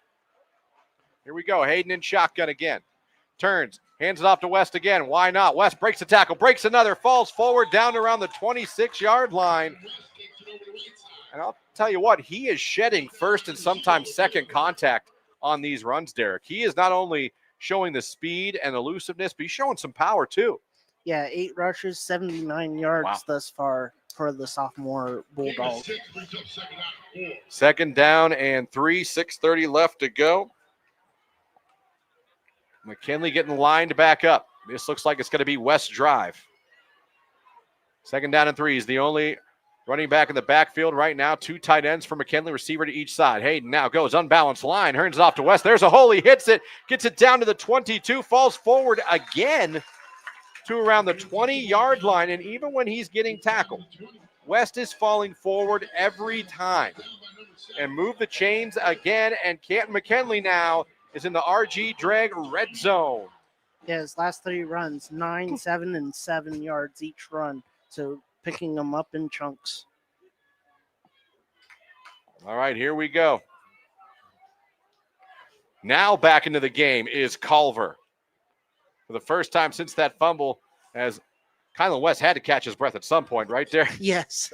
All right, 1st down and 10. Here's Culver's second carry of the ball game. He takes it inside the 20 down to around the 19-yard line, where he is tackled by Asa Birch coming in to make that play for Harding.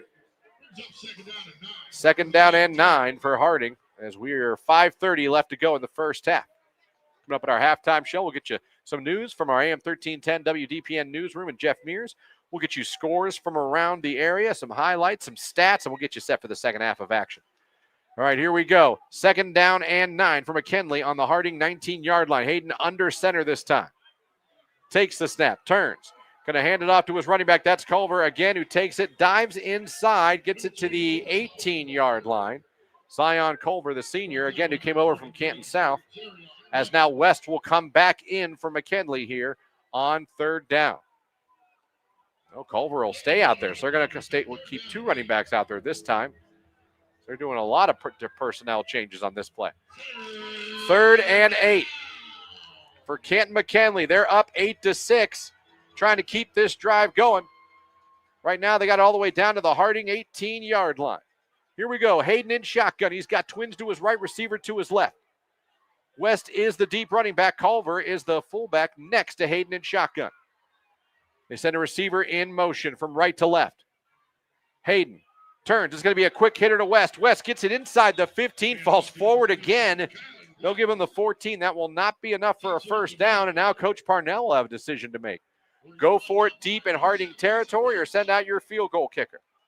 Yeah, it's definitely decision time here for Coach Purnell here as the clock dips below 4 minutes left in the first half. McKinley will receive the opening kick of the second half. So still 30 seconds on the play clock here, so plenty of time for Coach Purnell to get the play in he wants. Offense staying on the field. Yeah, so they're not going to kick it. Coach Parnell going to roll the dice and go for it on 4th down deep in Harding territory. Unless they're going to let this play clock run down and call a timeout. I wonder if that's what they're going to do to make sure they have the right play, and I think it is. I think Coach Parnell wants to make sure the right play call is made. So he's going to let the play clock and the game clock run all the way down and call a timeout. And that's exactly what Coach Parnell does. First timeout of the night by Canton McKinley. And again, all timeouts this season are brought to you by Friends and Family Credit Union. It's time to bring a friend to the family. So Coach Parnell doing what Coach Richardson did earlier in the game, Derek, and that is, like I said, taking that timeout on 4th down. It's too big of a play. if there's confusion, and it looked like there was a little bit of Yeah. confusion on who was supposed to be on the field, what the formation, what the subs were going to be, Coach Parnell and his staff call the timeout. They want to get the right play in. You know, these opportunities are few and far between, so you don't want to have it go to waste on something that's preventable. You have the 3 timeouts in the first half. You use them. You can't take them with you. A great timeout call here by Coach Purnell. Make sure that everyone's on the same page here for this 4th and 4 from the 14. Yeah, a couple score updates, too. I have a chance. Louisville up over New Philly, 7-0. Glenville up on Massillon, 19-7. Let me see here. Marlington up 7-0 over Warrensville Heights. That's on our sister station, AM 1310 WDPN. We welcome Sam Berkman of the Q92 Sports family. All right, here we go. It's 4th down and 4 from the Harding 14-yard line. And now Coach Richardson calls a timeout as he wanted to see what McKinley was going to come and get lined up in. And guess what, everybody? This timeout is also brought to you by Friends and Family Credit Union. It's time to bring a friend to the family. So some coaching going on right now. Yes. As I don't blame Coach Richardson, wanting to see that formation, wanting to see what McKinley was going to line up in, and now he wants to react accordingly. Now the question is, Coach Parnell come out with that same formation, same play call? Or will he change it up? The Game first of night. Cat and mouse here on week 1. Hoover up 16-0 over Bookdale as well. Let me see. Lake 29, South Range 13. How about Lake? Wow. And Jackson up 21-7 over Chardon. Last we heard, Glen Oak was up 7-0 over the Dover Tornadoes. And again, at halftime, we'll get you all kinds of scores from around the area. I also see here Smithville is up 3-0 on Tesla.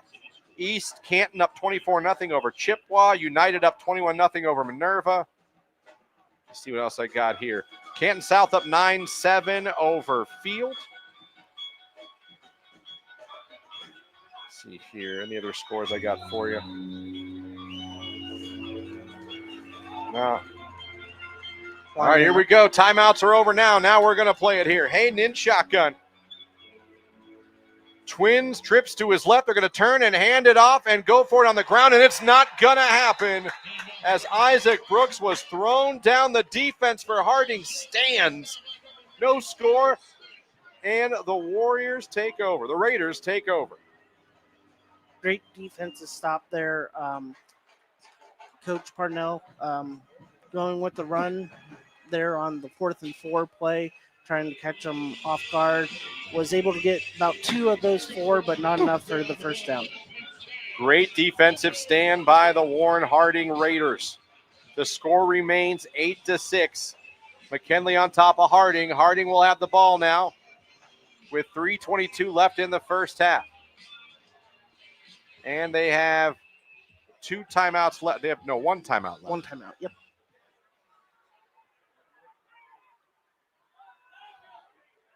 As they turn and hand it off on first down, and that play goes little to nowhere. A yard maybe by Adair, and that's about it. Good job by the Canton McKinley defense on that play. Thus far, the longest run of the game for the Raiders is 7 yards. So great job by the Bulldog defense containing this rushing attack. 2nd down and 7 for Harding on their own 15-yard line. They turn. They hand it off to the tailback. That's Provett up over the 15, up to around the 18-yard line. Again, more people commenting on the stream of this ball game. I see Ryan's Go Pups. Wanda checking in on YouTube. Go Dogs. Appreciate you guys, whether you're McKinley or Harding fans, for having us on, listening to the game tonight. We are coming up here to 2 minutes left to go in the first half. It's 8-6. McKinley over Harding. 3rd down and 6 for Warren Harding.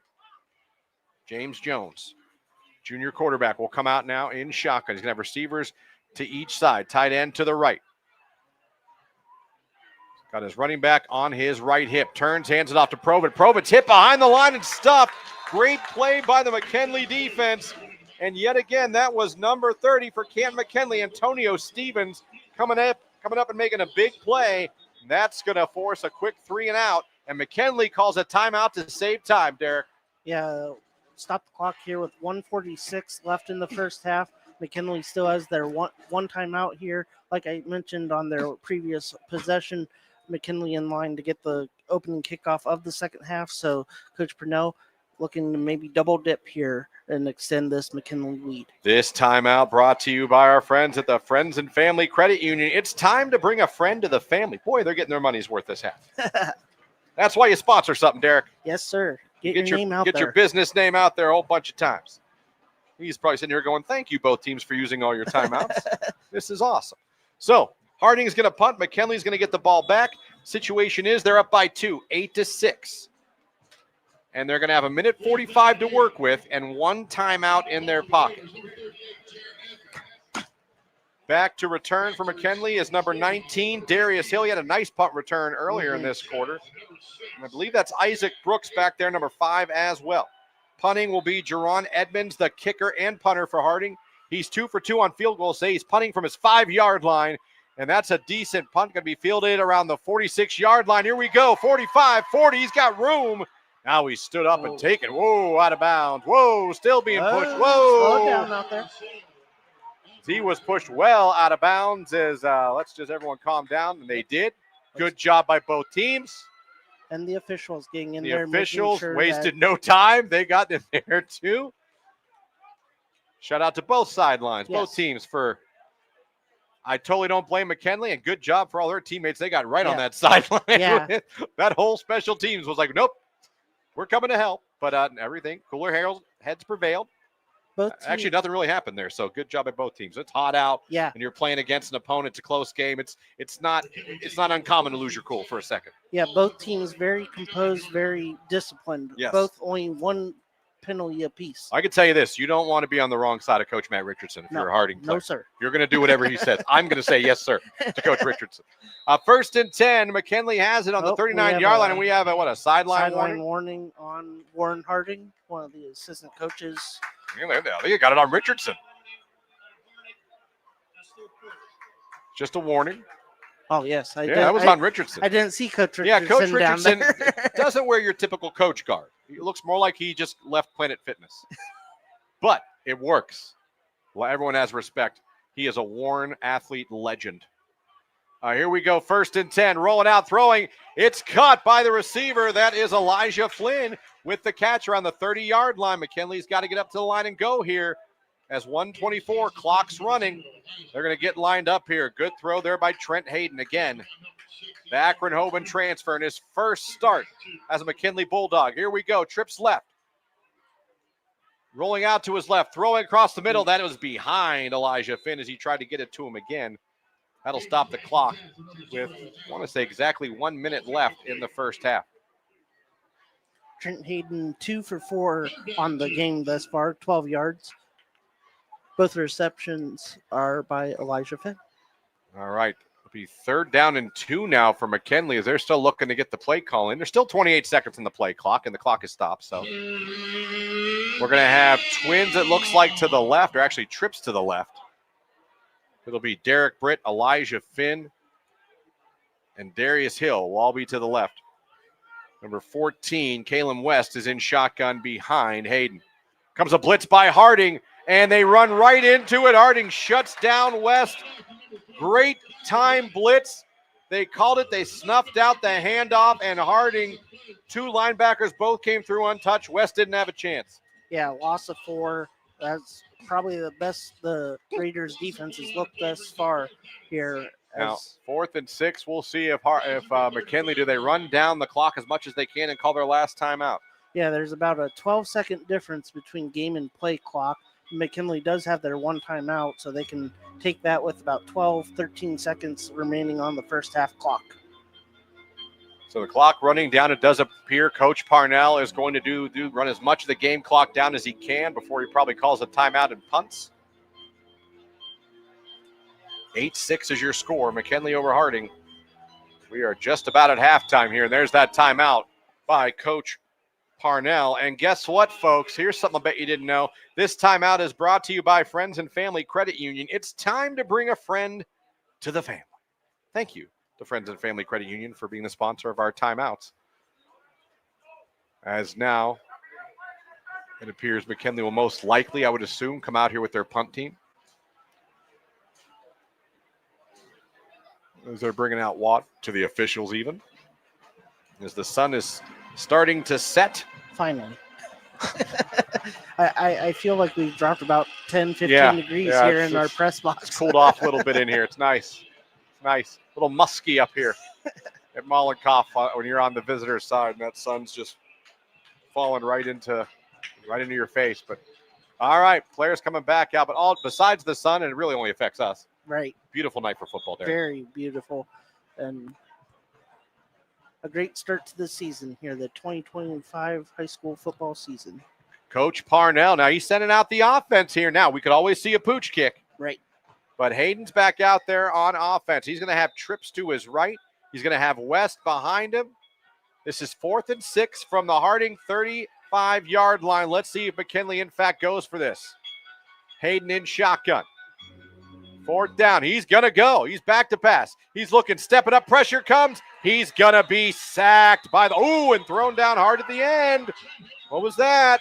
Now we got pushing and shoving. I mean, you're only going to be able to contain yourself so hard. I wondered if there was going to be a penalty.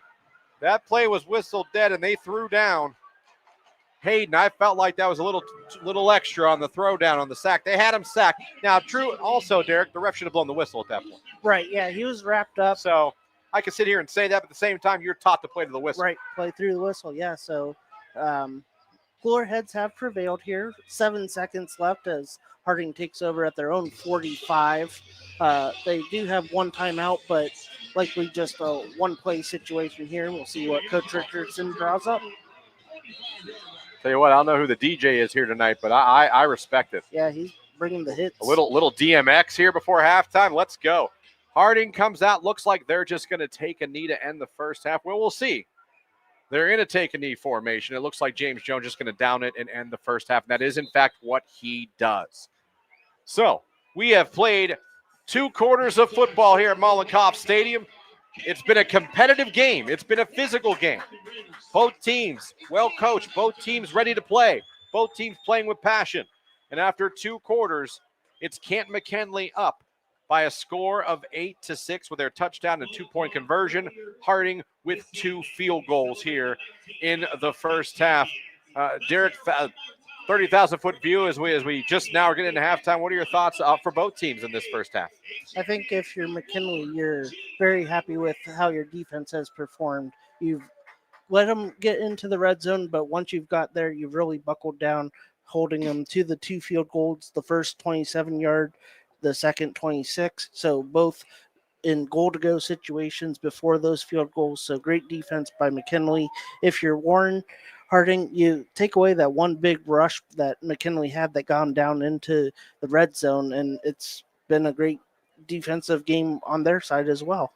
You know, it really has. You're right. When you think about it, they've it's been a well-played game. Both teams want to run the ball. Both teams wanted to establish the run. Both teams, I feel, did that, and they did it well. And both defenses, at times, like you said, when they had to step up, both defenses did. So well done by both teams. All right, we're going to take a timeout. We're going to send it back to our AM 1310 WDPN studios for some news. Then we'll come back with some stats, some scores from around the area, some highlights, and get you set for the second half of action. You are listening to high school football. At halftime, it is 8-6 McKinley over Harding here on the Q92 Sports Network. Are you looking to add beauty, privacy, and year-round greenery to your property? Smith Evergreen Nursery is a family-owned local grower of premium evergreens, perfect for privacy screens, windbreaks, and stunning landscaping. They grow what they sell, so you get healthy, long-lasting trees straight from the source. Call 330-575-2479, visit smithevergreen.com, or find Smith Evergreen Nursery on Facebook. Smith Evergreen Nursery, farm to yard. Dreaming of your next getaway? Lisa's Dream Getaways Travel Agency is a locally woman-owned travel agency helping you see the world. Lisa books any and all types of travel, honeymoons, all-inclusive, cruises, Disney, along with bachelor and bachelorette trips and destination weddings with low deposit, and you set your monthly payments. Mention Q92 to get $50 on board cruise credit cabin or $150 off your non-canceled vacation or honeymoon. Call 330-428-0610. Lisa's Dream Getaways Travel Agency. If you don't go, you won't know. From the daily driver, a heavy hauler, to a high-end auto investment, the Sarshone Auto Group is one of Northeast Ohio's leaders. With 6 locations: Sarshone Ford in Alliance and Randolph, Sarshone Chevrolet in Randolph and Garrettsville, Sarshone Chrysler Dodge Jeep Ram in Dalton, and the Sarshone Auto Gallery in North Canton. The Sarshone Auto Group. Find out more at sarshone.com, an official partner of the Cleveland Browns. Lilyfield Lane Flowers and Gifts, located at 2830 Cleveland Avenue South, is your go-to florist for every occasion: homecoming, prom, weddings, birthdays, anniversaries, and memorials. Stop in and take a look at our unique gifts and beautiful custom floral arrangements. We deliver in the Stark County area. Give us a call today at 330-754-6998 and mention Q92 to receive a 20% discount.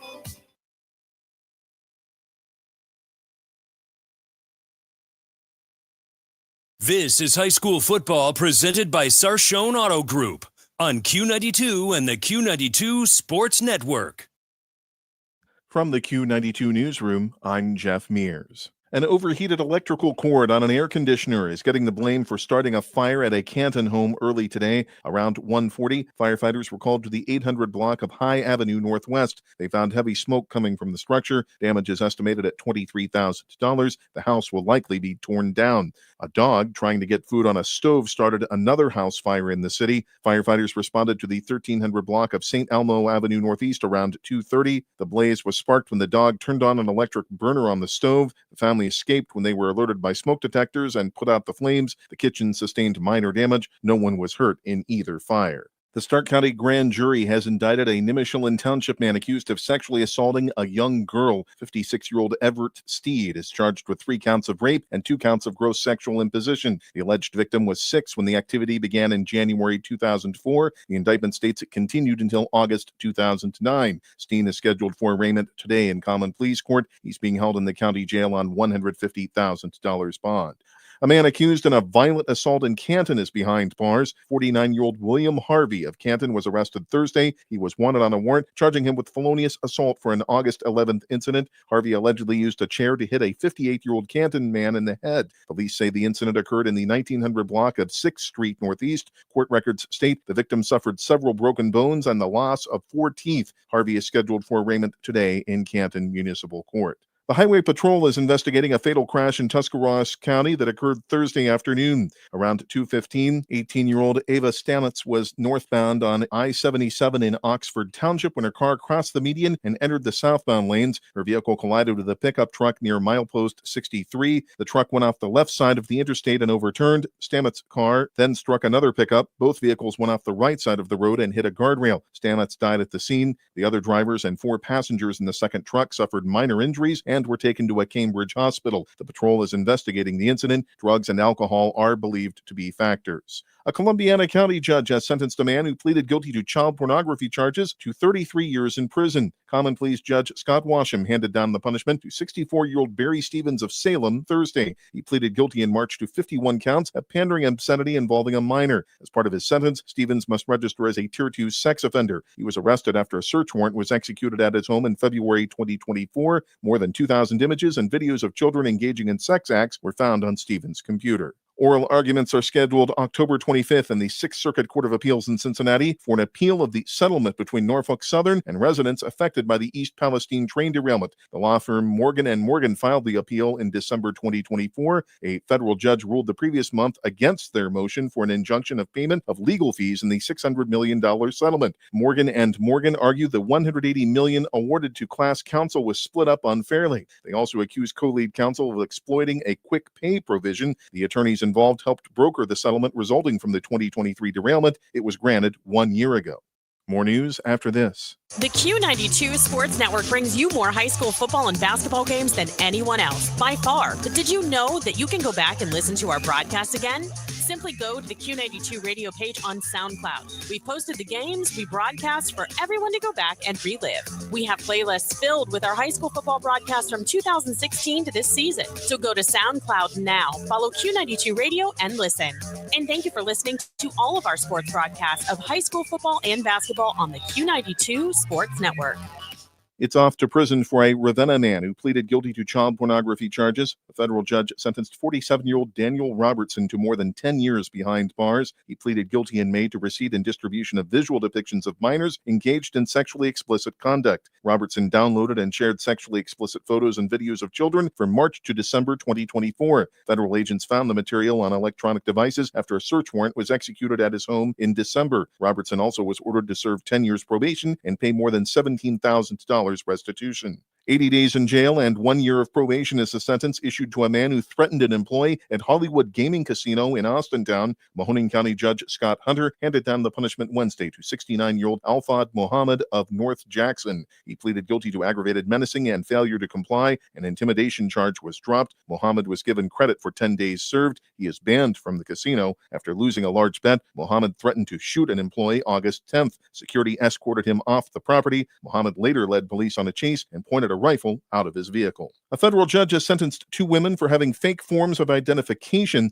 39-year-old Emilia Nohemi Rosino Rodriguez and 33-year-old Dikla Emirlania Perez Rodriguez pleaded guilty in May to possession of a fraudulent permanent resident card. They were each sentenced this week to 2 months in prison. Rosino Rodriguez will surrender to Immigrations and Customs Enforcement for deportation. Warren police found the women sleeping in a car at a convenience store on Parkman Road February 17th. Both had bogus permanent resident cards. As part of her sentence, Rosino Rodriguez will serve 3 years probation. Perez Rodriguez was handed 1 year. A parole hearing is scheduled next month for a man serving 15 years to life in prison for murdering his infant daughter in October 2002. The Trumbull County Prosecutor's Office opposes the release of 44-year-old Renal Ziegler. He claimed he put his daughter down for a nap and she fell out of bed, and he violently shook her to wake her up. But an autopsy concluded the child suffered from at least 6 separate points of blunt force trauma to the head that caused bleeding on the brain. Prosecutors say during his time in prison, Ziegler has had at least 40 disciplinary instances. We'll return you to the stadium for the second half of tonight's game, but first the forecast. For the overnight, mostly clear, cooler, a low of 61. Saturday, mostly sunny skies with a high reaching 85.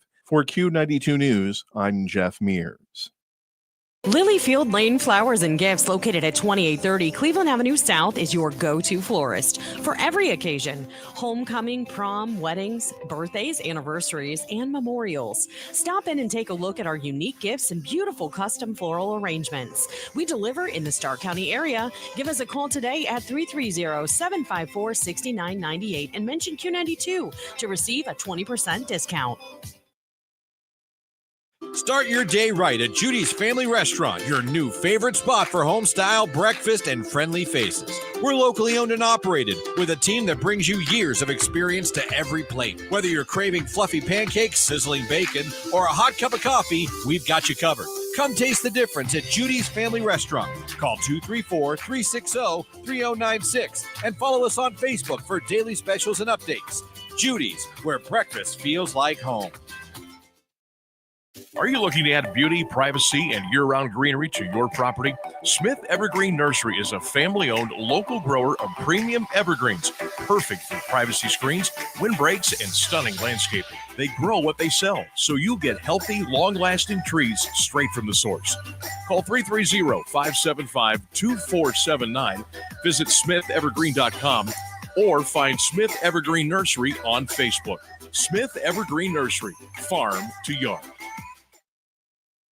Dreaming of your next getaway? Lisa's Dream Getaways Travel Agency is a locally woman-owned travel agency helping you see the world. Lisa books any and all types of travel, honeymoons, all-inclusive, cruises, Disney, along with bachelor and bachelorette trips and destination weddings with low deposit, and you set your monthly payments. Mention Q92 to get $50 on board cruise, credit, cabin, or $150 off your non-canceled vacation or honeymoon. Call 330-428-0610. Lisa's Dream Getaways Travel Agency. If you don't go, you won't know.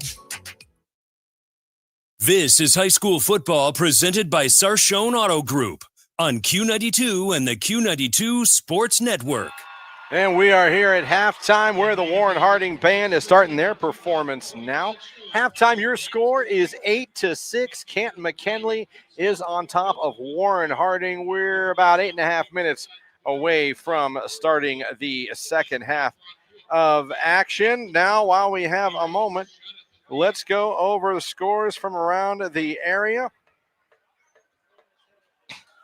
Let's go to our scoreboard here at Q92radiosports.com and get you some scores. All right, here we go, as quick as my internet loads. Halftime, Louisville is up on New Philly. That score is 7-0.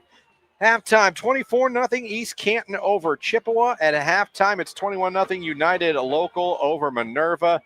At halftime, the Hoover Vikings up 16-0 over Akron Bookdale. At halftime, the Smithville Smithies are up 3-0 over. At halftime, Jackson is up on Chardon, the Hilltoppers, by a score of 21-7. Halftime, Canton South is up 16-10 over the Falcons. Let me see here. At halftime, Dover up 18-7 over Glen Oak. At halftime, Glenville is on top of Massillon. At halftime, the Lake Blue Streaks are on top of South Range, 35-13. How about that? Last score, second quarter, 7-0. Marlington's on top of Warrensville Heights. And Alliance was up last I checked. They were up on Padua, 13-0. That game is around halftime there as well, as I'm looking for a couple other area scores around here to give to you. And we'll keep updating you guys as they come in. We have nothing as of right now with St. Thomas and Akron North. Obviously, Norton and Northwest game was postponed, and we'll keep you abreast of any changes on those scores. But in our game right here, your score is 8-6, McKinley on top of Harding. We're going to take a break. When we come back, Derek is going to bring you stats from the first half. We'll give our analysis of the first half, and we'll get you set for another half of high school football action, this time under the lights at night. There's nothing better on a Friday night here in Ohio.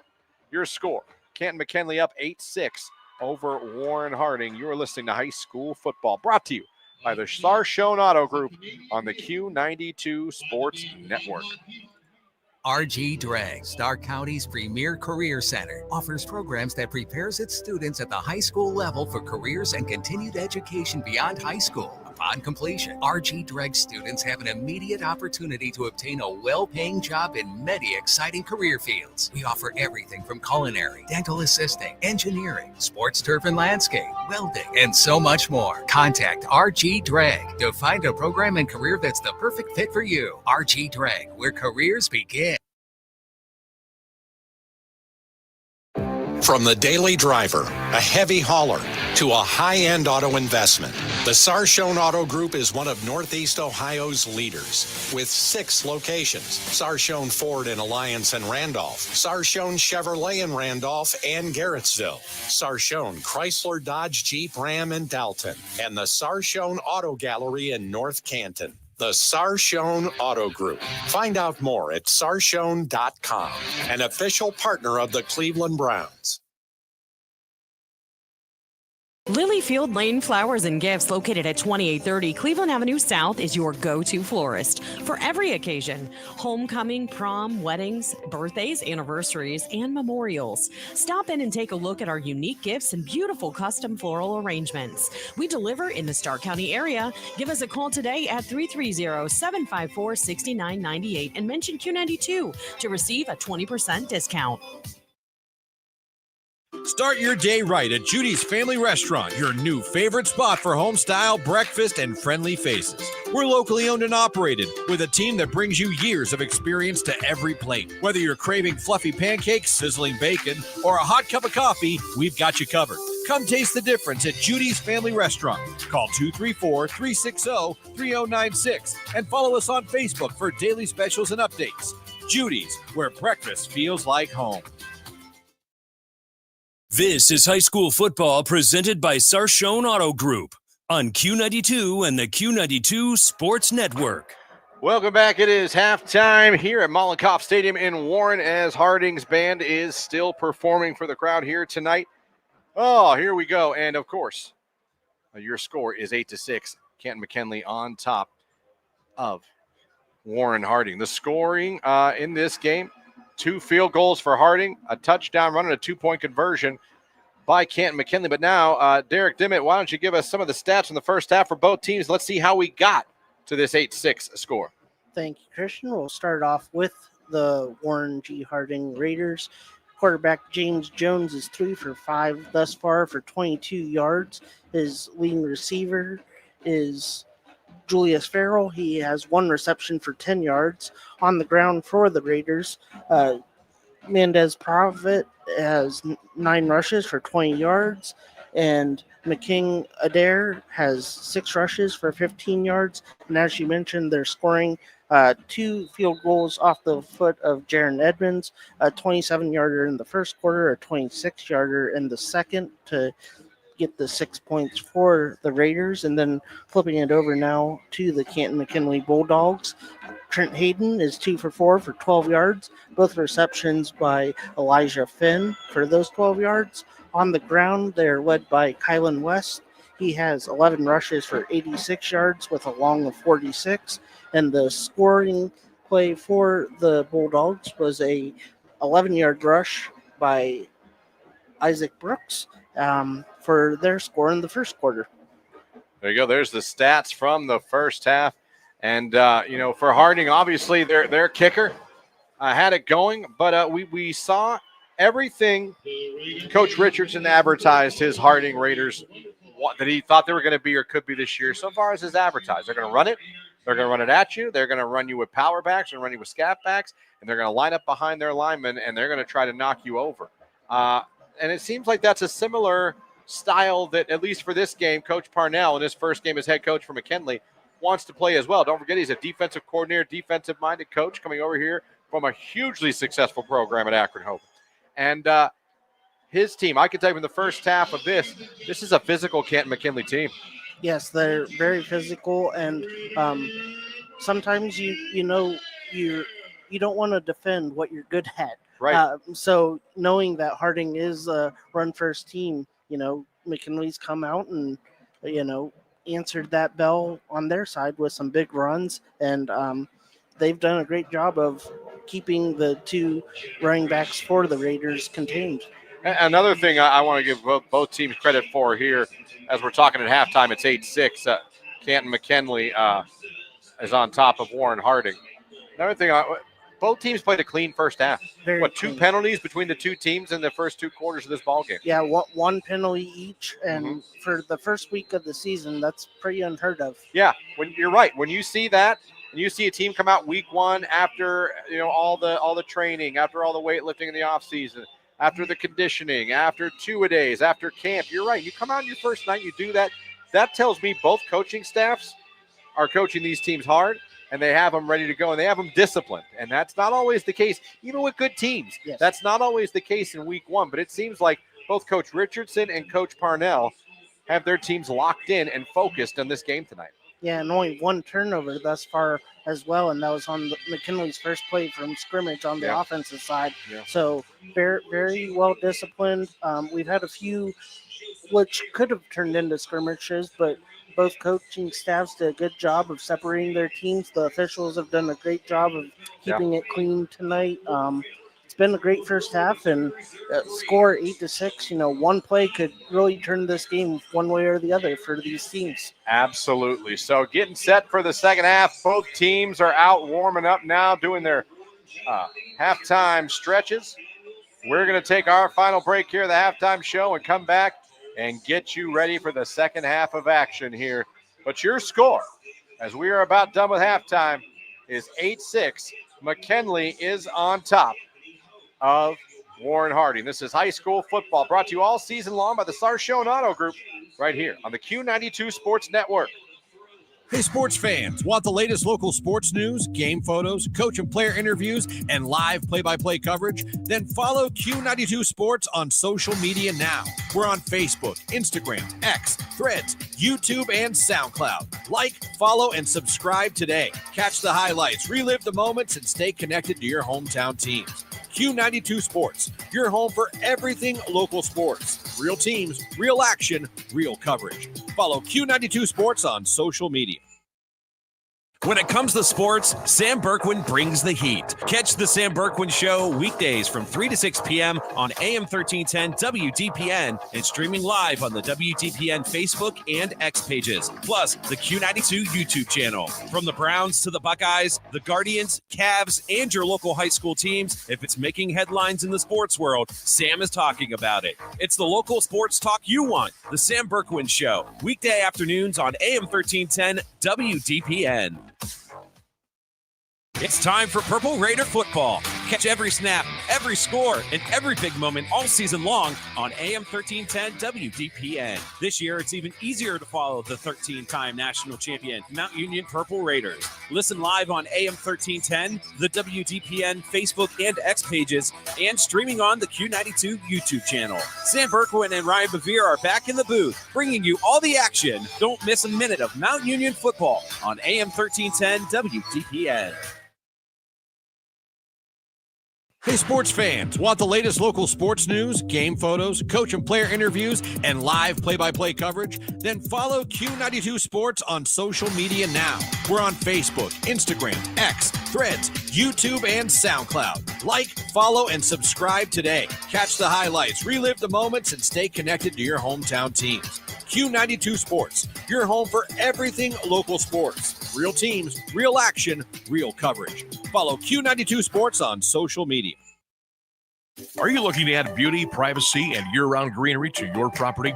Smith Evergreen Nursery is a family-owned local grower of premium evergreens, perfect for privacy screens, windbreaks, and stunning landscaping. They grow what they sell, so you'll get healthy, long-lasting trees straight from the source. Call 330-575-2479, visit smithevergreen.com, or find Smith Evergreen Nursery on Facebook. Smith Evergreen Nursery, farm to yard. This is head coach Renzi Parnell from the Canton McKinley Bulldogs. You're listening to high school football on the Q92 Sports Network. We are here getting set for the second half of action here.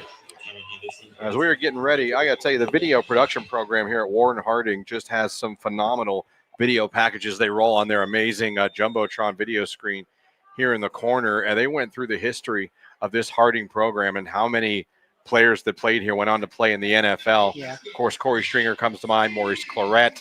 I could keep Mario Manningham, but it is a long list of Warren Harding Raiders that have made it to the NFL. Yes. And really cool tribute they had to him.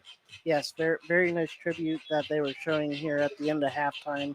And McKinley, they have a slew of former Bulldogs that have gone on to play in the NFL. And, you know, and you get to play in the shadows of the Hall of Fame. And, you know, how cool is that as a high school athlete to play on hallowed ground like that? Absolutely. All right, the sun has pretty much gone down. The lights are up. And we are set now for the second half of action. We are so glad you've been with us here tonight. Bulldog fans, Harding fans, thank you for having us on tonight. Now, McKinley is going to start the second half with the football. So we're going to get the McKinley offense back out here to start. And they're up 8-6. Harding to kick off. McKinley will be going left to right here. Again, if you've just tuned into us, it's 8-6. McKinley on top of Harding. A touchdown, a 2-point conversion for McKinley, and 2 field goals for Harding. Harding in their all-black uniforms, and McKinley rocking the all-white. So here we go, set for the second half kickoff. We are back underway at Mollenkopf Stadium. Here we go. Kick goes into the end zone. It'll be a touchback, and we are set to go for the third quarter. Do you expect to see a lot more just the same here, offensively for McKinley, Derek? I think so. I think you come out, you try to reestablish the run game. It was working very well in the first half for you. You know, try to have the run game open up the pass game possibly as we move through the second half. Hopefully you guys this year, as you watch along, are enjoying our live scoreboard that'll be on there with the graphic as you watch us on YouTube, X, Facebook, Q92radiosports.com. 1st and 10 from the 20. Hayden out here to lead the Bulldogs here this first drive. He's got 4 wides. Receiver comes in motion from left to right. Hayden going to hand it off on first down. Takes it up to his running back. That is number 5, Isaac Brooks, the senior, who was tackled pretty much by his neck. Yeah.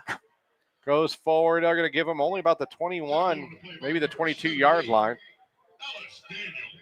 Ellis Daniels with the tackle for Harding as we are underway now in the third quarter. 8-6, McKinley on top of Harding. And with it, this is their first possession of the second half. Hayden getting people lined up in the right spots. Going to have Trips left, receiver to his right. Going to have Brooks with him in the backfield again. Hayden going to roll out to his left. Oh, he throws in ball and drops it. Is that a fumble? If that is, that's going to be the second turnover for McKinley. Are they going to say he was throwing it, or was that a fumble? No, they're saying that was a fumble. Now, wait a minute. Yes, they're saying a fumble. Yeah. He went back to throw it, and the ball just kind of fell out of Hayden's hands, Derek. Yeah, it's still warm tonight, so probably some precipitation on the fingertips there. Precipitation. Yeah, you know. Precipitation. There you go. Yeah. Boy, how about this? The first offensive play for McKinley in the first half and the first offensive play for McKinley in the second half, each fumbles recovered by Harding. Yeah, and great field position once again for the Raiders here as they look to take the lead here early in the third quarter. Huge opportunity for James Jones in this Harding offense. They're going to come out with it already in the RG Dreg red zone. And they're going to get lined up here, and they've got Provit in the backfield to start this drive. 1st and 10 from the 13-yard line. They turn. They hand it off to Provit. Provit tries to go up the middle. He'll take it down and get pushed back. They'll give him forward progress to about the 13, but the defense for McKinley, stout again. And I'll tell you what, as physical as Harding's been running the ball, the Camp McKinley defense, they haven't really been gashed that much. Yeah, they're definitely answering the bell each time that the Raiders have gone to the run game. Even if they don't stop them in the backfield, they're putting bodies on the Raiders running backs before they reach that line of scrimmage. 2nd down and 10. We're under 11 minutes to go in the third quarter. It's 8-6 McKinley over Harding, but Warren got it in the red zone, the RG Dreg red zone. Provit on the left hip of Jones. He's got Trips to his right here on 2nd down. Jones is going to throw it. Looking, throws a slant pass. It is caught inside the 10. Going to be tackled around maybe the 8-yard line. That was caught by Julius Farrell. So Farrell gets it down to, where'd they mark him, around the 7? It'll be 3rd down and 4 for Harding now. And again, well within their field goal kicker's range. And I'm talking about Jaron Edmonds, who's already 2 for 2 kicking field goals today. But Coach Richardson's gone for it already on 4th down multiple times. So if they don't get it here, going to be interesting. 20 seconds on the play clock. Harding's still waiting for the call to come in. Some late A late sub coming in. I wonder if Coach Richardson's going to have to call a timeout. 10 seconds on the play 10 clock. seconds. They're still in the huddle.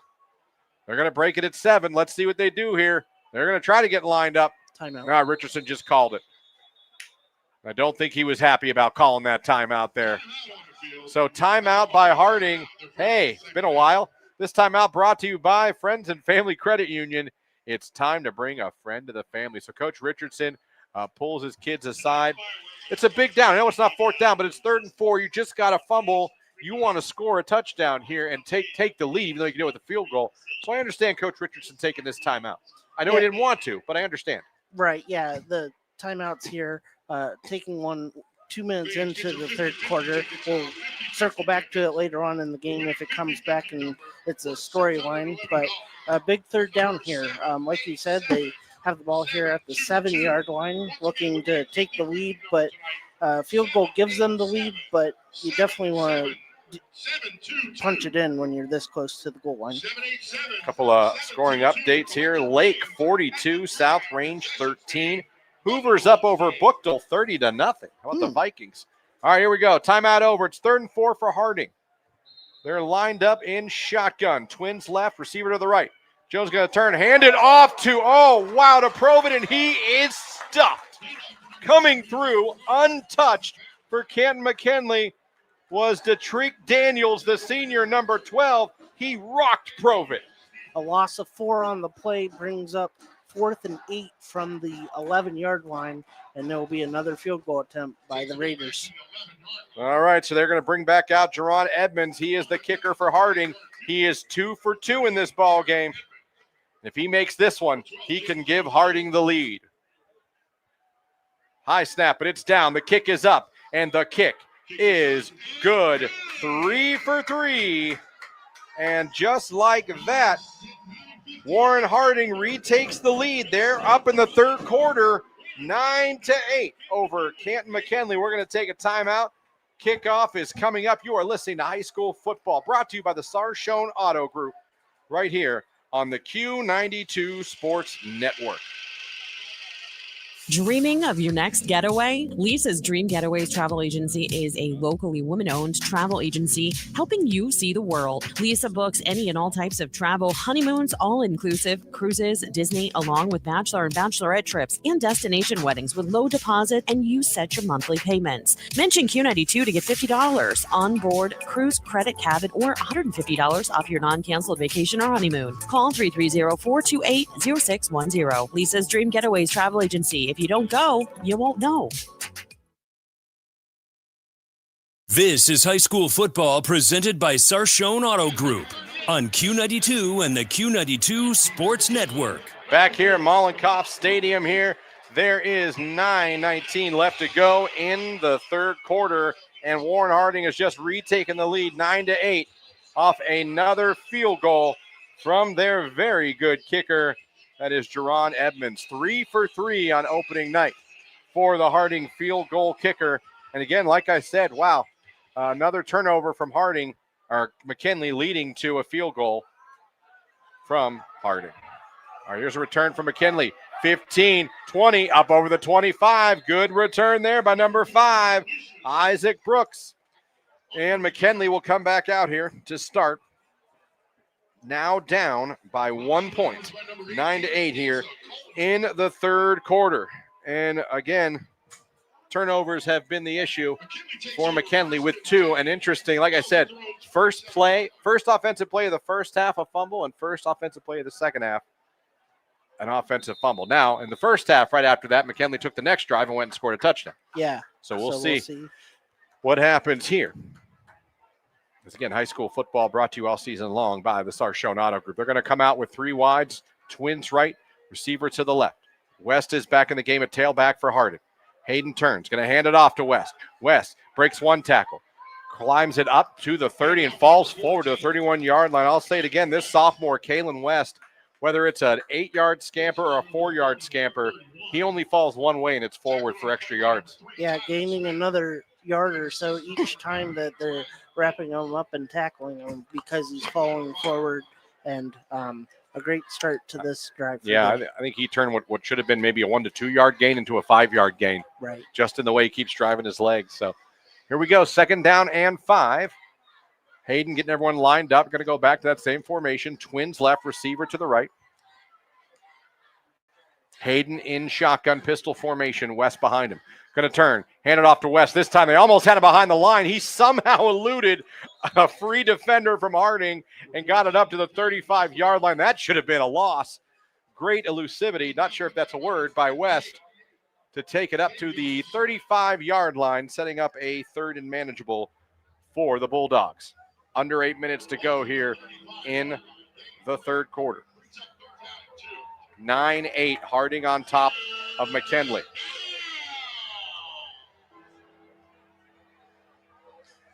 They're getting lined up. Now they're going to have twins to the right, receiver to the left. Little confusion. Now McKinley getting lined up in the right formation here. On 3rd and 1, they're going to turn, hand it off to West again. No, it's going to be a screen, and it's going to be caught for the first down. Wow. Even fooled me. Ended up being a little screen to Culver. Zion Culver, who started the game, the transfer in from Canton South, and that's enough for a first down. A little bit of a dangerous screen, but hey, if it works, Derek. Yeah, nice play action there, and give you a first down out to the 41 of McKinley as they look to enter the Harding side of the field. 1st and 10 on their own 41-yard line. 7:10 left to go in the third quarter. Warren Harding up set at 9-8 over McKinley.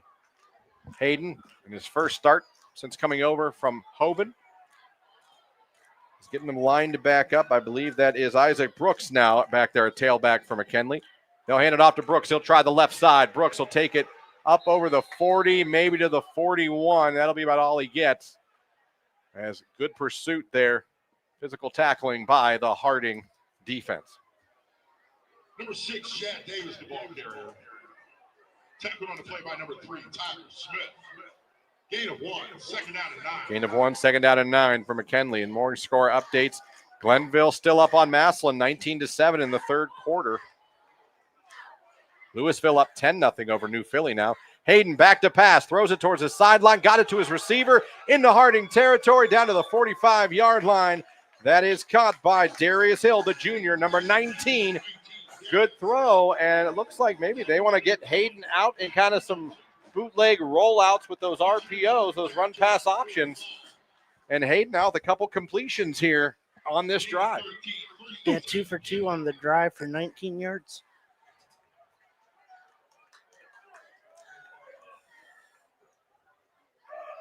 All right, here we go. In Harding territory now. Hayden getting everyone lined up. 1st and 10 on the 45. West is back at tailback for McKinley. Hayden with the snap. Turns, hands it off to West. West finds a hole. 40. Oh, he almost broke it there. That was a great open field tackle. Warren Harding, Tyler Smith. Derek, if he didn't make that tackle, I got a feeling West would have been in the end zone. That was a great open field tackle. It was pretty much him in the end zone. Right, yeah, there was a lot of turf ahead of Mr. West on that run.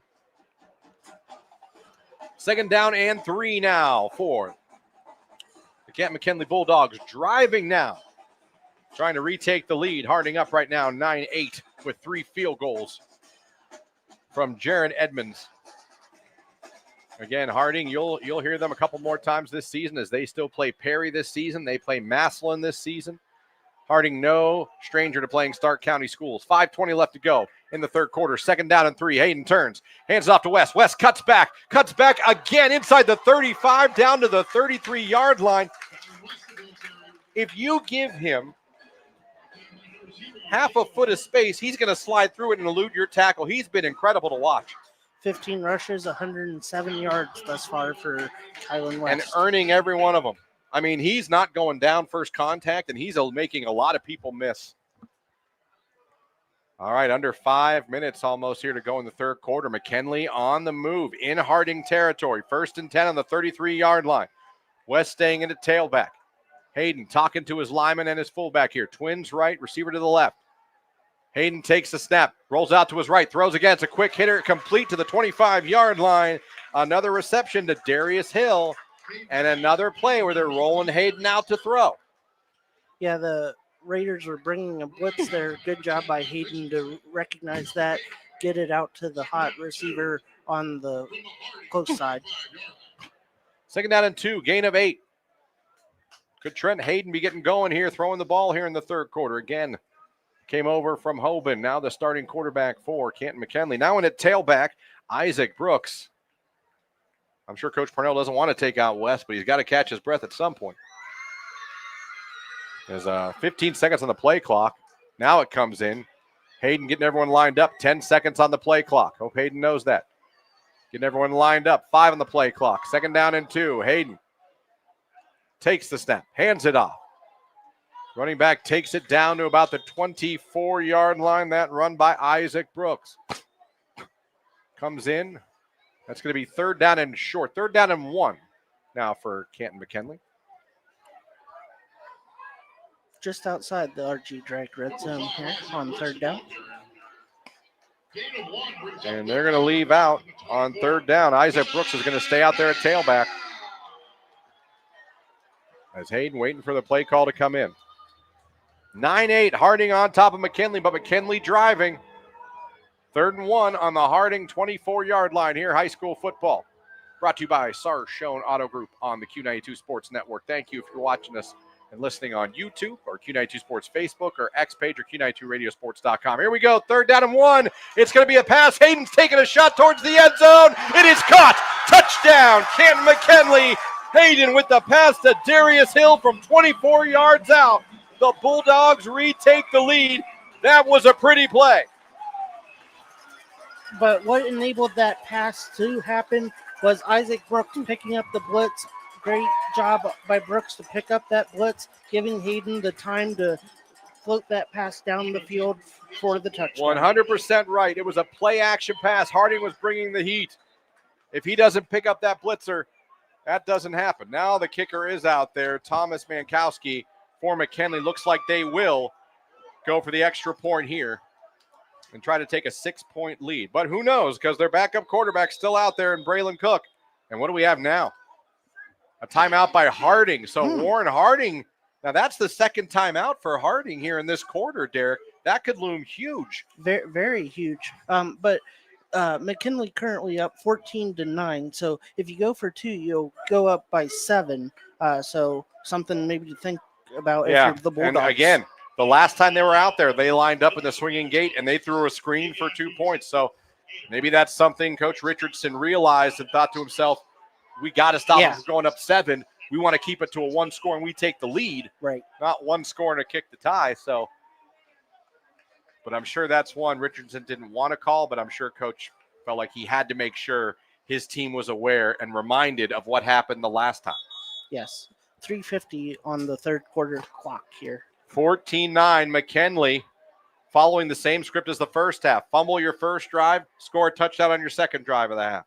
Offense coming out on the field for the Bulldogs. Yeah, and this time they're not even going to mess around. You're right. Coach Parnell not even messing around with a swinging gate. He's going to come out with the offense. Hayden's going to be out there. At tailback's going to be Kalen West is back out there. 2 wides to the left, 1 to the right. 18 seconds on the play clock. It looks like some confusion on the sideline. I don't think McKinley has the right people out there, and they might have to use a timeout. 9 seconds. As they're still getting a player out there. Number 2, Marquise Jackson's jogging out. There's already 3 seconds left on the play clock. And, they took the delay. Oh, wow, that was Coach Parnell looking around like, what was that? Out of a timeout by Harding, not having the correct personnel out and on after the a field. timeout by Harding. Yeah. So a little confusing there as to what the confusion was. And now instead of it being from 3 yards out, you're 8 yards out, and we have more substitutions What do we have coming now? in and Now we have more whistles. I still don't know if McKinley has the right personnel out there. Now we're got the field goal kicker coming back out. Kicker's coming back out, but there's no swinging gate this time, Derek. It looks like Thomas Mankowski it looks like they're lining up to legitimately attempt this extra point after the penalty. This will be his first kick, the senior of the night. The extra point attempt after the penalty. Snap, down, kick, up. Kick it is good. So the extra point is good. Tack on 1 more. And your score now, with 3:50 left to go in the third quarter, is McKinley 15, Warren Harding 9. We'll be back with the kickoff. Interesting game here at Mollenkoff on the Q92 Sports Network.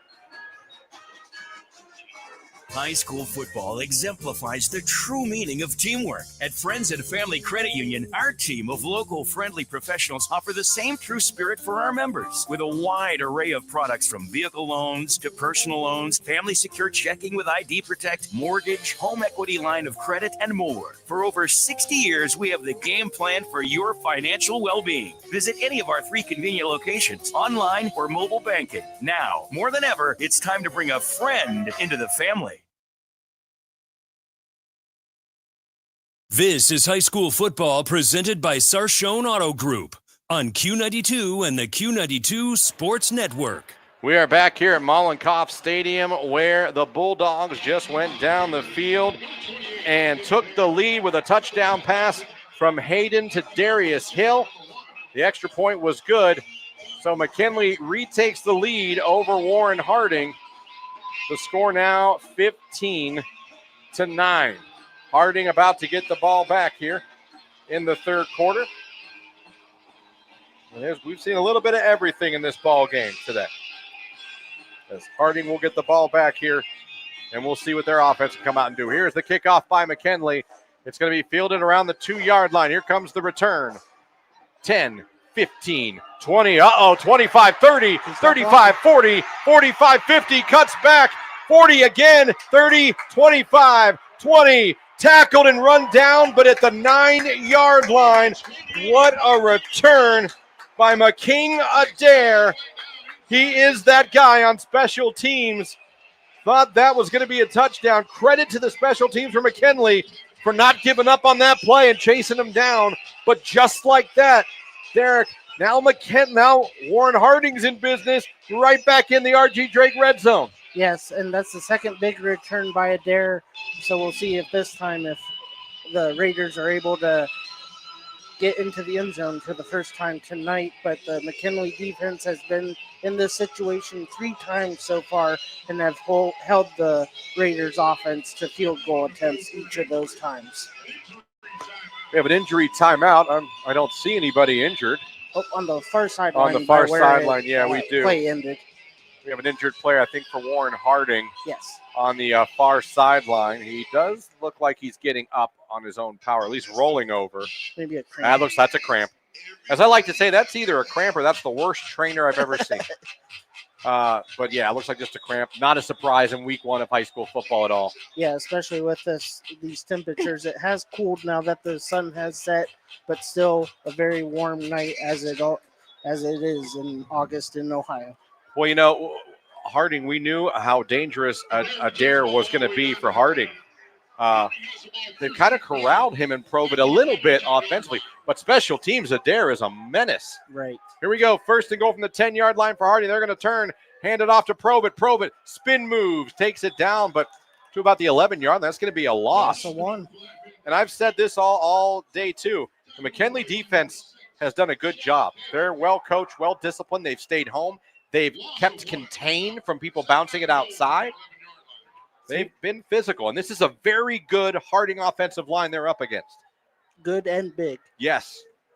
Second and goal from the 11-yard line in the R.G. Drake red zone. Harding trying to retake the lead right back from McKinley in this week 1 matchup. Jones in shotgun. He's got Probit on his right hip, twins right, receiver left.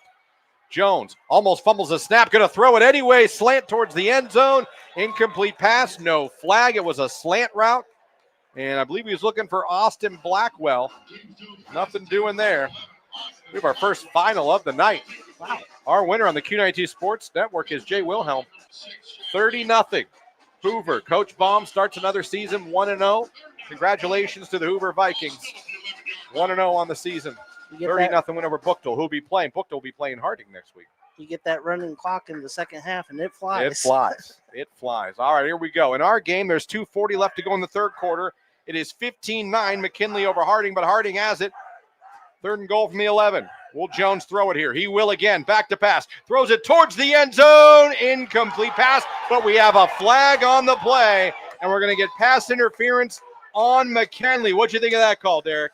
They're both jockeying for position. Both had hands on each other. The back judge in the back of the end zone thinks that it was McKinley that was a little bit more handsy than the Raiders. I agree with you. I thought they both were being handsy a little bit, but I didn't think either one impeded the other from that attempt to catch the ball, but we're up here. Yep. So with that penalty, half the distance to the goal. As you hear, a fan doesn't like that call. And that was on 3rd and 11. This time it will bring up a first down at the 5-yard line. They're saying 3rd and goal. Oh. Yeah, so it's half the distance, and it's 3rd now. So 3rd and goal from the 5. Harding bringing in a different set of personnel here. I don't know if Harding knows there's 12 on the play clock, and quarterback Jones is screaming, we don't have a play in. Oh, 5 seconds left for Harding. Is Richardson going to have to use his last timeout? He does. Wow. Wow, he does. That is Warren Harding's final timeout, Derek. And in a close game like this, you have to wonder if he's going to wish he still had those back. And I don't know what the situation was. You saw James Jones, their quarterback, was screaming, waving his arms like, get the play in. Right. And it wasn't. And now we've seen, for both teams in this quarter, Derek, some communication problems that we didn't see in the first half. Right, for how clean the first half was, there's been on both sides some miscommunication getting the play calls in. But now Warren Harding out of timeouts, still with 2:42 left in the third quarter. Very, very interesting. Like I said, Harding next week will go to Bookdale and play the 0-1 Griffs. As far as Canton McKinley, next week they'll be for their home opener. They'll be hosting St. Augustine Prep from New Jersey next week. All right, timeout over. Like Derek said, folks, out of timeouts for the rest of the game now is Harding. They come out. Let's hope they got the right play in. 3rd and goal from the 5. Jones in shotgun. Twins to each side. Now he sends a receiver in motion. Looking, throwing a slant towards the end zone. Incomplete pass. That's going to bring up 4th down. Decision time now for Coach Matt Richardson with a whole quarter left. Do you kick the field goal here or do you go for it? He's going to send out his kicker again, isn't he? Yeah, he's bringing them back out here. And the McKinley defense, the 4th trip to the red zone for the Raiders. No touchdowns, 3 successful field goals as Warren Harding lines up for their 4th attempt of the night. Jaron Edmonds trying to stay perfect on the night. Like Derek said, he has not missed yet. He's trying to cut into this lead and make it a 3-point game. Snap is down. Kick is up. And the kick is absolutely good. So Harding inches closer. Another field goal for Warren Harding. And that makes your score 15-12.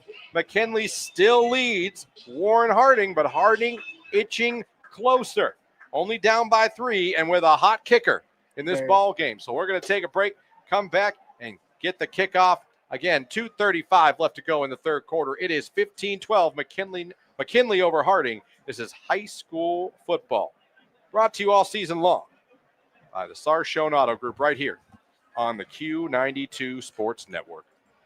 Looking for your home for local sports? Head over to Q92radiosports.com, the official website of Q92 Sports Network. Catch every live broadcast of high school games and Mount Union sports. Stay up to date with the latest local sports stories. Check scores from around the area and never miss a game with our full broadcast schedule. It's everything sports all in one place. Q92radiosports.com, your local sports connection. This is head coach Renzi Parnell from the Canton McKinley Bulldogs. You're listening to high school football on the Q92 Sports Network. And we are back. Another field goal off the foot of Edmonds for Warren Harding, but what prevented that from being a touchdown return on the kickoff helped keep McKinley in the lead. Absolutely. That hustle by the special teams from McKinley is the reason they're still winning this ball game. As another kick goes deep in the end zone, it'll be a touchback. McKinley have the ball at the 20-yard line. But again, still very impressed with Jaron Edmonds, their junior kicker from Harding. I mean, these kicks, almost all of them have been right through the uprights with plenty of distance to spare. You could see why Coach Richardson keeps sending in the field goal team. He trusts them, and he should. Yeah, it's better to get some points than none. You're still, within 3 here with 2:35 left in the third quarter. Field goals of 27, 26, 28, and the last one of 22 yards for Edmonds. All right, so here we go. McKinley's back at it on offense at their own 20. Running back this drive is going to be Kalen West. Kalen West is, like you said, over 100 yards already in this ball game tonight. Yeah, 107 on 15. And rushes. We'll see. They're going to put him on Hayden's right. 2 seconds on the play clock.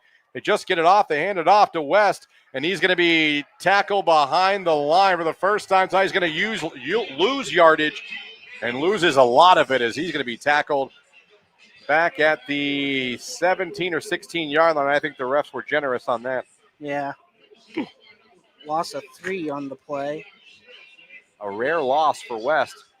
It's the Harding defense turning it up here late in the third quarter.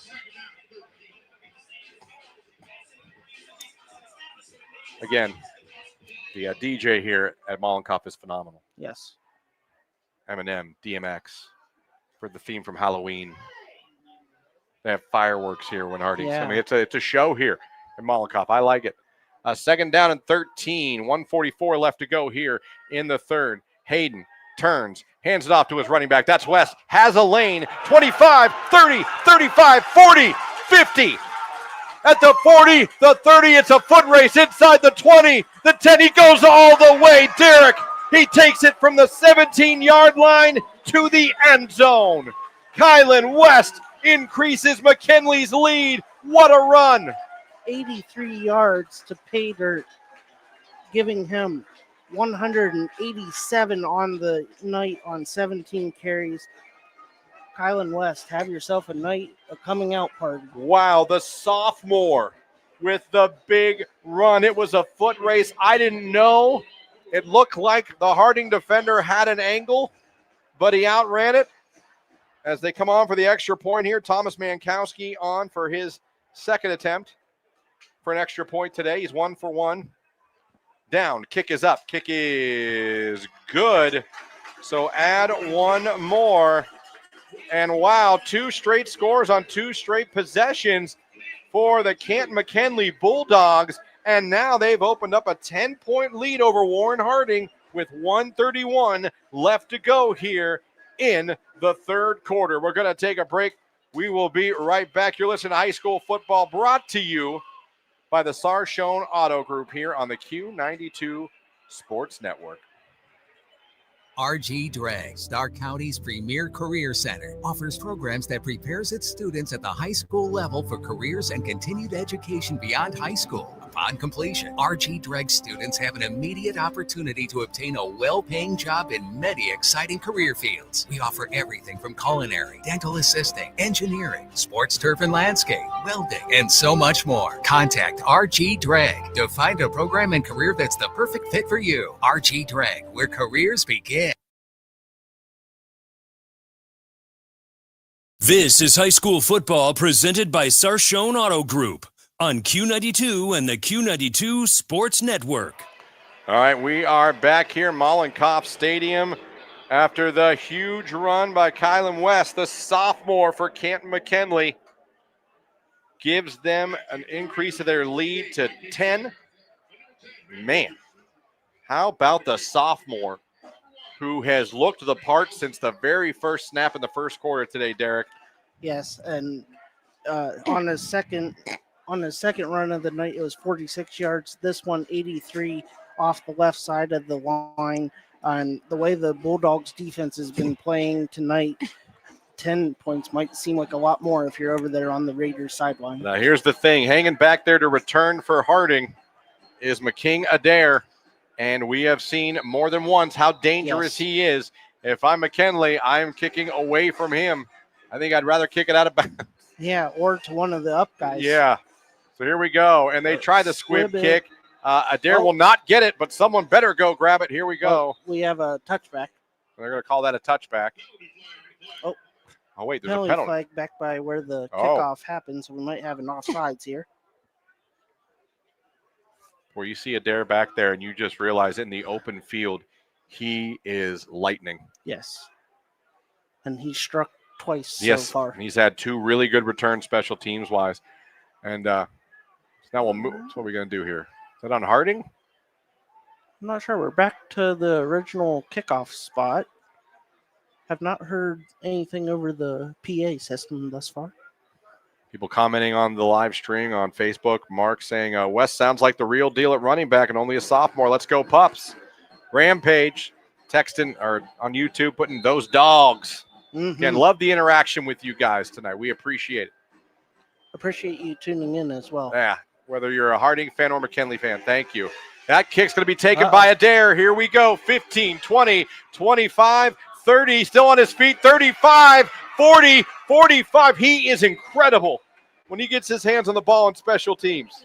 Yes, that's the third return of over 30 yards by Adair, putting the offense in a position to try to get back into this game, make it a 1-score game. Boy, if I'm Coach Richardson, I'm saying I got to find a way to get him in some space for Harding. Yeah, whether a screen or something.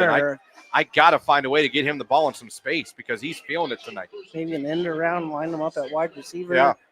Something, because when he gets space, he turns on the jets and he's gone. There's 1:22 left to go in the third. McKinley is up over Harding, 22-12 here late in the third quarter. Harding has the ball, though. Great field position on their own 46-yard line. James Jones back out at running back. We haven't seen Adair that much at tailback. No, he's been winded after these returns. They hand it off to their big running back. That ball come out? It did. That ball came out. McKinley might have it. The ball was ripped out. Flags flew. It might just been because it's a fumble. And they say fumble. Kim McKinley's football. The defense comes up big again. The first turnover forced by the Bulldogs defense, but they've been lights out all night, and they are a very big reason why the McKinley Bulldogs are up 22-12 here late in the third quarter. Great, and a great point there. That was a forced turnover. Yes, that ball was on the ball. Helmet on the ball, ripped out. McKinley's aggression on defense. Again, you got to remember Coach Parnell, a defensive coordinator who came over from Akron-Hoban. And this defense has been physical and stout tonight. So now, here we go. Trent Hayden in the offense back. West is back out there for Canton McKinley. And Hayden's like, can I get the play call? He got it now. 5 seconds on the play clock. Receiver in motion. 1st and 10 from their own 48-yard line. Hayden turns, hands it off to West. No, it's a fake. It's a little quick hitter to his wide receiver. Complete up, down, across the 40, down to the 38-yard line. Another catch by Darius Hill, the leading receiver tonight for McKinley. That should be enough for a first down. Yes, 4 receptions, 55 yards, including that 24-yard touchdown for Hill. I'll tell you what, too, in the second half, you're noticing, too, because of how well West is running, those play action fakes, the linebackers and the defense, they're reacting to it. Play action off to the left side, swing it back around to the right, and single coverage out here. And First and 10. McKinley in Harding territory, down to the 38-yard line, less than a minute to go.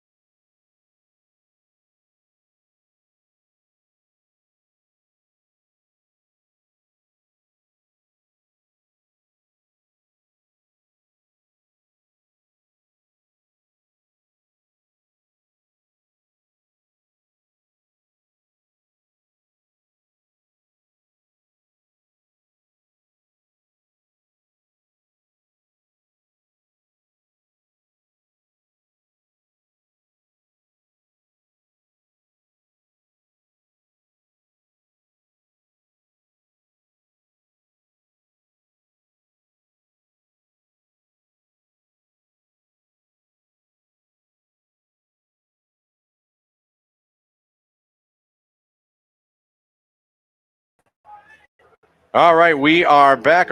Apologize for that little hiccup there, but we are back, and now we are here in the fourth quarter.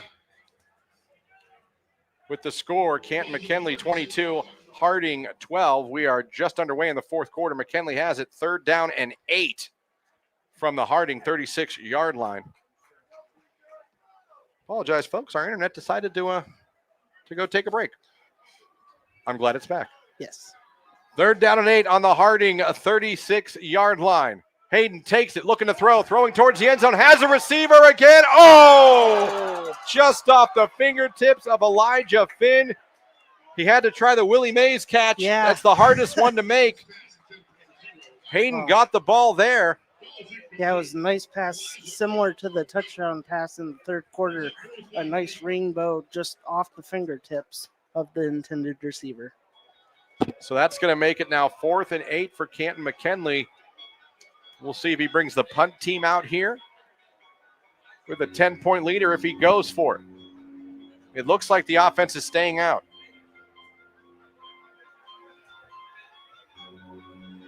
So here we go. 20 seconds on the play clock. Looks like the play has come in. West is going to be the tailback. Twins left, receivers to the right. 4th and 8 on the Harding 36-yard line for this McKinley offense. And Hayden, he fakes the pass or fakes the run, taking a shot towards the end zone, has a receiver wide open. Touchdown, Canton McKinley. Hayden strikes again, his 2nd touchdown pass of the night. This one to the senior Elijah Finn. And again, the play action, the threat of the sophomore running back West. Linebackers and safeties bit for a second. He got behind the defender, and Hayden threw it in there. And went right back to Finn after that the previous play went off of his fingertips. So a good redemption there for Finn. Wow. And McKinley extends their lead to 28-12 with the point after touchdown pending. So Hayden's stats really improving here in the second half as the swinging gate closes, and it does appear that Thomas Mankowski is going to kick this extra point.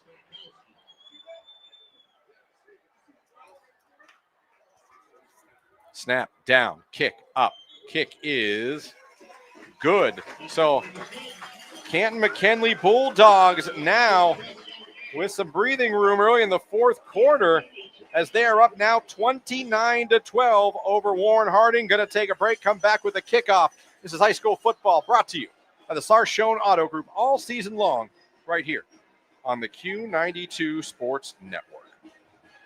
RG Drag, Stark County's premier career center, offers programs that prepares its students at the high school level for careers and continued education beyond high school. Upon completion, RG Drag students have an immediate opportunity to obtain a well-paying job in many exciting career fields. We offer everything from culinary, dental assisting, engineering, sports turf and landscape, welding, and so much more. Contact RG Drag to find a program and career that's the perfect fit for you. RG Drag, where careers begin.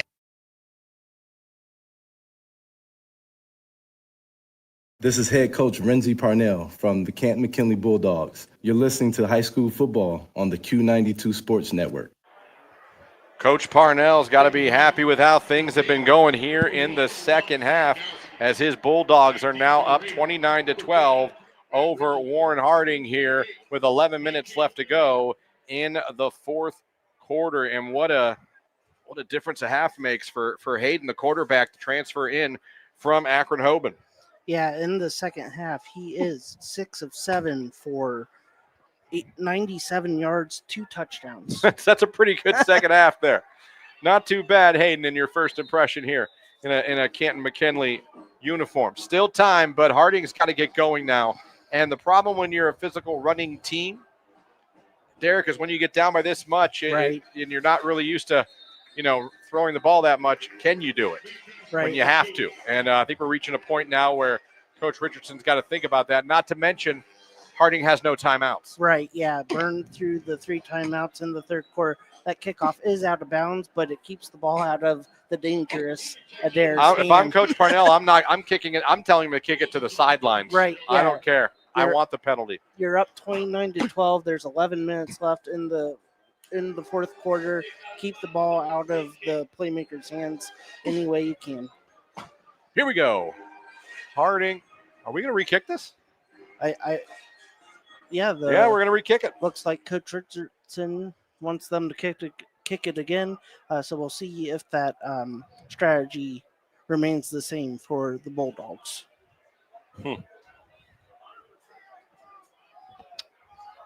Rampage. Dog's going to get you on YouTube. Harding might be in a rebuild this year. Donovan Naylor. I still think Harding's got a good team. Yes. It's their been, schedule is brutal, though.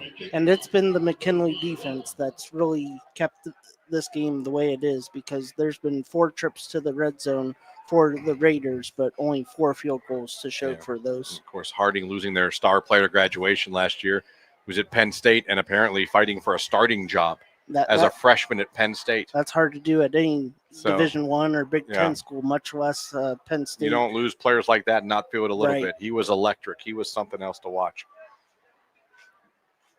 So, set for the kickoff. Will they kick it away from Adair again? They should.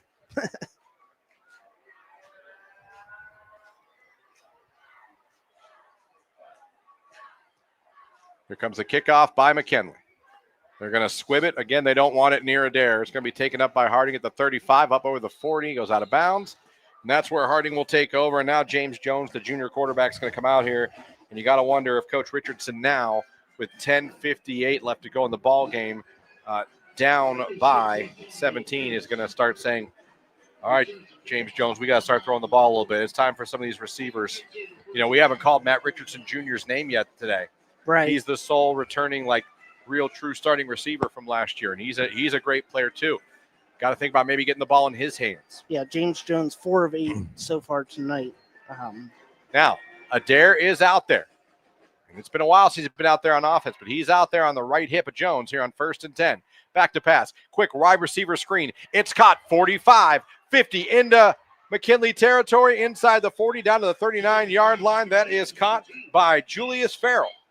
21-yard gain. Right out the gate, here comes Harding, and that's what they're going to have to do. And they're going to have to do these drives kind of quick. You've got no timeouts. So, Derek, if I'm Harding, I'm telling my OC, plays in quick. Line them up. Let's go.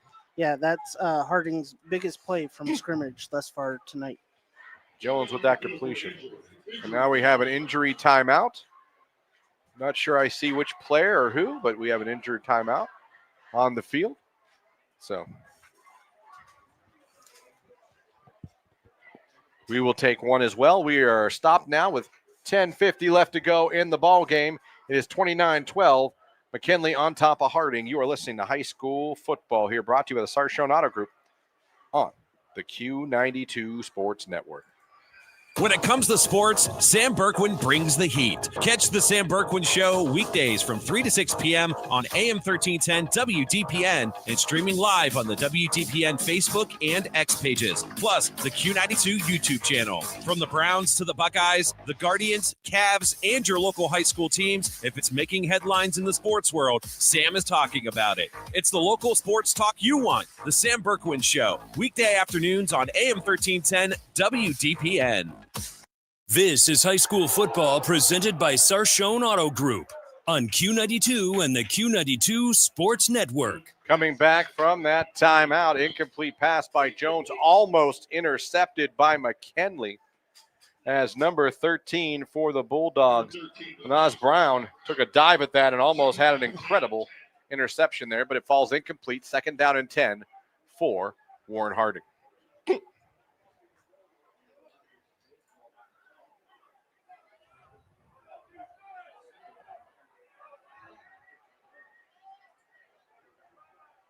Harding now takes it, hands it off to Adair. Adair, boy, runs up the middle and is absolutely stuffed. We have called number 30's name for Canton McKinley, Antonio Stevens, many times tonight. He has been sticking people at linebacker. Yeah, that was a big hit there. Met him in the hole and took down Adair. Big hit there.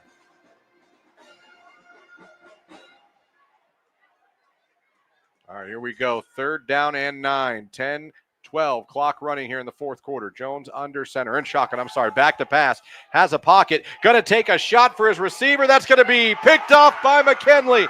Intercepted. Here they come back the other way. 25-30, 35-40, 50, 40. He might be gone. The quarterback to beat. He beats him. It's a pick 6. Canton McKinley is rolling now And that is a pick six by Christopher Cook.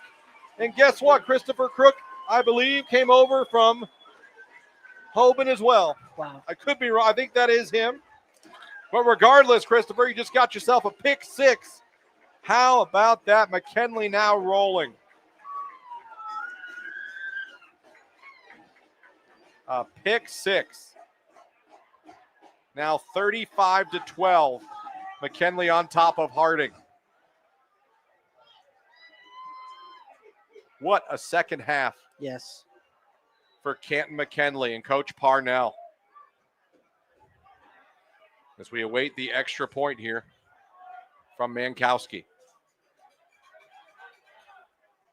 Snap down. Kick is up. Mankowski's kick is good.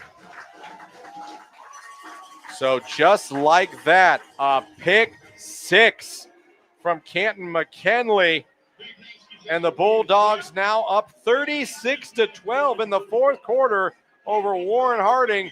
We'll be back with the kickoff. It's high school football brought to you by the Sarshone Auto Group right here on the Q92 Sports Network.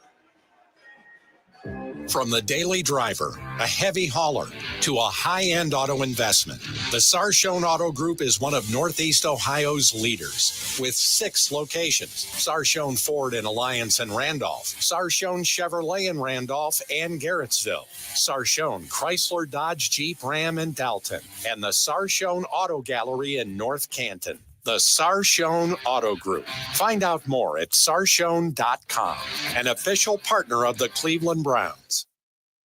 This is high school football presented by Sarshone Auto Group on Q92 and the Q92 Sports Network. Boy, Canton McKinley here in the second half has come out and taken care of this game as they are now up 36-12, up 24 over Harding, and this game was extremely close as late as the third quarter. Yeah, with 2:35 left in the third, it was 15-12 McKinley over Harding, but since then it's been touchdown after touchdown for the Bulldogs here as they lead now 36-12. 36-12. How about that? So Mankowski to kick it off. Adair's back there for Harding.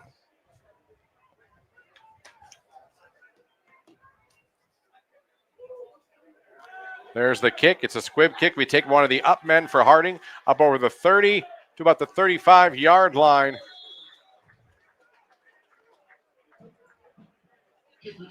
And that is where Harding will take over.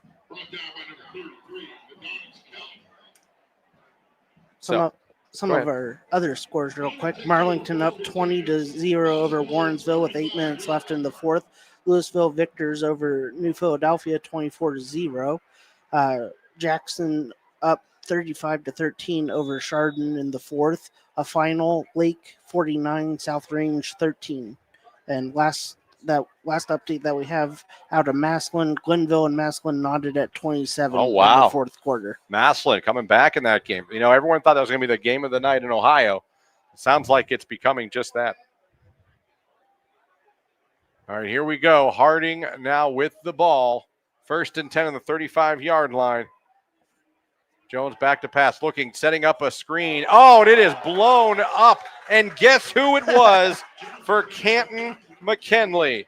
Number 30, Antonio Stevens, blowing up a screen for Harding. He's been everywhere. Yeah, a loss of 4 on a completed pass. So even on a play that could be good for Harding, the second half has just not been kind. That keeps the clock running. 9:15 left to go in the ball game. McKinley up 36-12. Harding with the ball.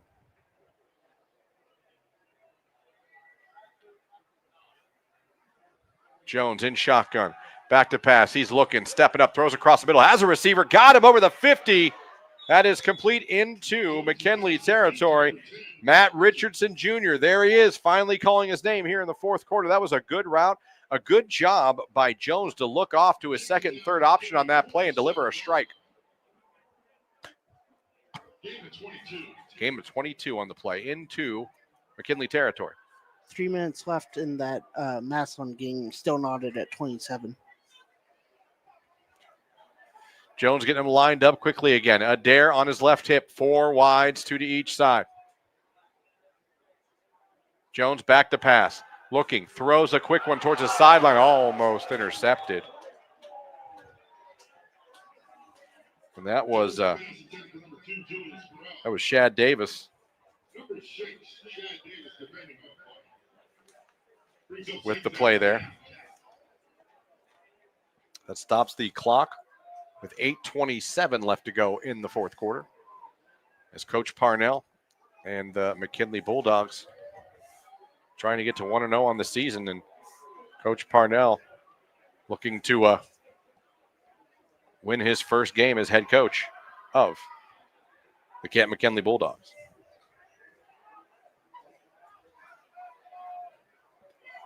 So they get lined back up. Jones in shotgun, twins to each side. Adair on his left. In shotgun, McKinley. On defense, now they pass it out. Another good rollout and throw by Jones. That one to Austin Blackwell, who's kind of been the most targeted receiver, I would think, for Harding tonight. Another completion there, and he gets out of bounds to stop the clock with 8:22 left to go.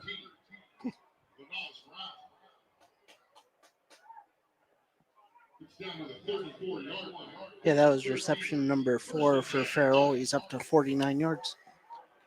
So here we go. Harding trying to get in and out of the huddle quickly.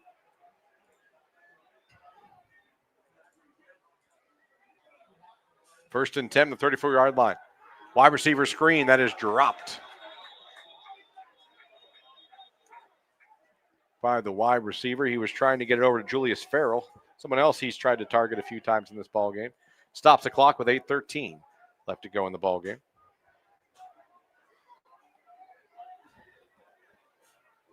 Can't thank you guys enough for having us on here tonight. Whether it is on YouTube, whether it's on X, whether it's on the Q92 Sports Facebook, whether you went to Q92radiosports.com. Thank you guys, Harding and McKinley fans, for having us on here tonight.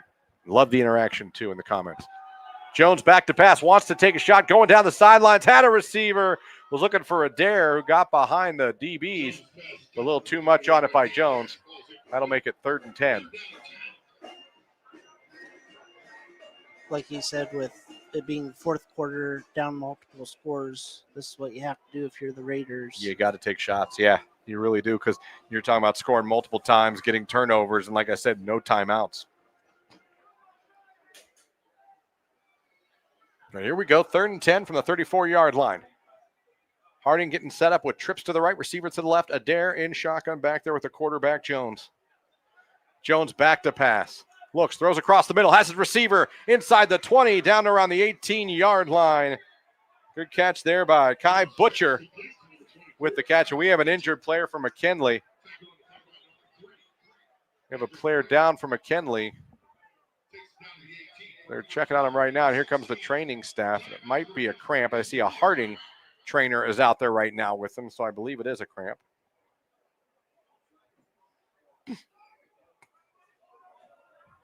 So a cramping timeout. Again, that's not at all uncommon in a game like this where it's still muggy out there, hot out there. They're attending to that player right now. A quick post game coming up for you. Also, don't forget to check our social media after the game. We have pictures for you we'll be posting. We already have them on Facebook. We'll get them on Q92 Sports X page, our Instagram page, and our Threads page as well. Q92 Sports for all our social media. You can follow us on everything. We're going to check that out there. Going to go down and get a couple interviews. We'll be posting those later tonight too. We always post photos and interviews from all the games, all 7 games we do every night. So between tonight and tomorrow, make sure you go over and check out the Q92 Sports on social media. As the cramped player for Canton McKinley, that was number 13, the Nas Brown, who is up. Came off the field under his own power, just a little cramping. Yep. With that, Harding will come back out here ready to line up because, like I said, they got a lot of work to do and only about 8 minutes to do it in. But they're driving right now. They're in the RJ Drag red zone right now. They're going to come back out with trips right, receiver left. Jones in shotgun. Probert out there now at running back with him. Jones, quick throw again. Oh, incomplete pass. Kai Butcher, I think they got a little confused. I think Butcher ran a different route than what Jones threw. Butcher was open. but Jones threw it where he thought he was going to be. Stopped the clock with 7:56 to go in the ball game. It'll be interesting to hear from Coach Parnell after this game, his feelings. First win as a head coach. His thoughts on the team's performance week one. His thoughts about the sophomore running back. Mm-hmm. The way the defense played. I mean, there's a lot of questions Right. to ask him. A lot of interesting. I mean, this was interesting because this game really took a turn in the second half. This team really took off in the second half. Second down and 10 for Harding. On the 18-yard line of McKinley. Jones in shotgun. Takes a snap. Back to pass. Looking. Taking a shot towards the end zone. Is that caught? It is. It is caught for a touchdown by Harding. That was a heck of a catch because he was covered. Trying to get the number down there. Julius Farrell with the touchdown for Harding. That was a good throw, but a better catch. He was covered. Yes, a great catch by Farrell there. There was a flag. It'll be defense pass interference and declined. Yeah, they'll decline that. So Harding gets back on the board here in the fourth quarter to make it 36-18 with the extra point or 2-point conversion pending. Though I think I see their kicker back out there. So holding on the touchdown, it'll be assessed on the kickoff. Okay. But no, Harding's kicker is out here. They're going to attempt the field goal kick.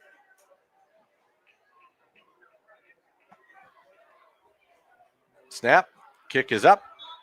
Kick is good. So there's 7:47 left to go in the ball game. The score is now 36-19. McKinley on top of Harding. This is high school football. Brought to you by the Sarshone Auto Group on Q92 Sports Network. It's time for Purple Raider football. Catch every snap, every score, and every big moment all season long on AM 1310 WDPN. This year, it's even easier to follow the 13-time national champion Mount Union Purple Raiders. Listen live on AM 1310, the WDPN Facebook and X pages, and streaming on the Q92 YouTube channel. Sam Berkwin and Ryan Bevere are back in the booth, bringing you all the action. Don't miss a minute of Mount Union football on AM 1310 WDPN. This is high school football presented by Sarshone Auto Group on Q92 and the Q92 Sports Network. All right, 7:41 left to go in the ball game. Canton McKinley up 36-19. Harding just went down and scored with a touchdown pass from Jones to Farrell. It looks like Harding going to attempt an onside kick here. The hands team for Canton McKinley is out there. Coach Richardson really has no choice at this point.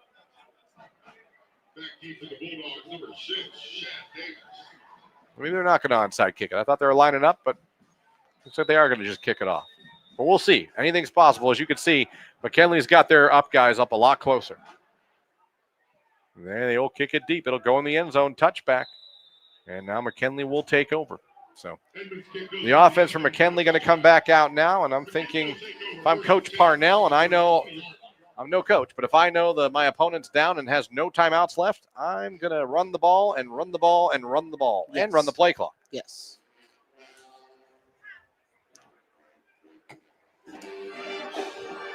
Another final from our 7 games. Glen Oak falls to the Dover Tornadoes 18-7. Wow, Dover going to Glen Oak and getting a victory week 1. The Tornadoes. Another final. All right, here comes Kent McKinley. Lined up 1st and 10, the ball on the 20-yard line. Hayden in shotgun, pistol formation. Takes a snap, turns, hands it off to Culver. Culver squirts forward, falls through everybody, takes it up over the 25, about the 26-yard line. Culver, who got the start today, but not a ton of carries as they mostly went to Kylan West, the sophomore. Had a phenomenal game. 7:30 clock running here in the fourth quarter. McKinley up over Harding by a score of 36-19. So a good chance for Culver here on this drive to get acclimated, get more comfortable in the offense, and show what he can do.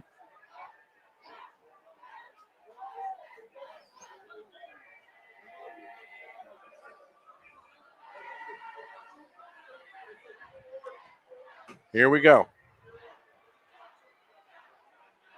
Second down, they turn. They're going to hand it off to Culver again. Cuts it back, looks for a hole. Nothing really doing there. Gets what he can. Stays around the 21-yard line.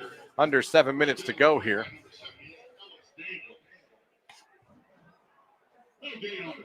Canton McKinley on the road for the first time this season against a playoff team from last year in Warren Harding.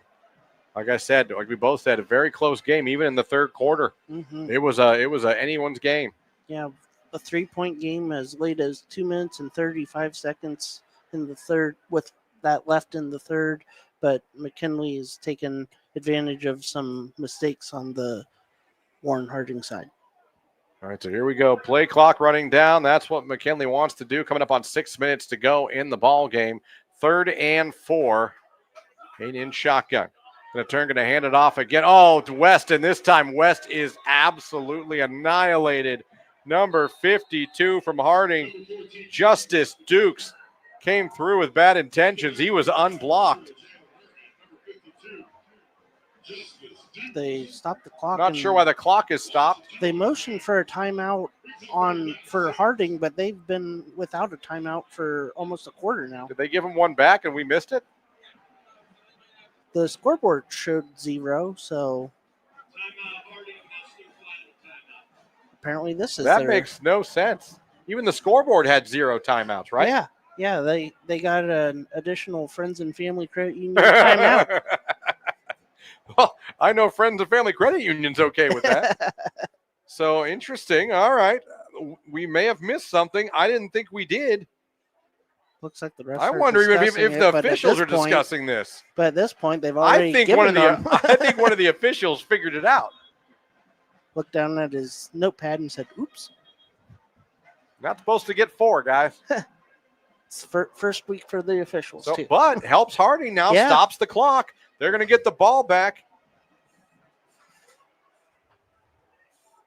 And there's still 5:53 left. I mean, crazier things have happened in high school football. We've seen it. Yeah.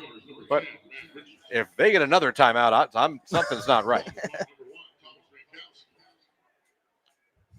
All right, Kowski on to punt for McKinley.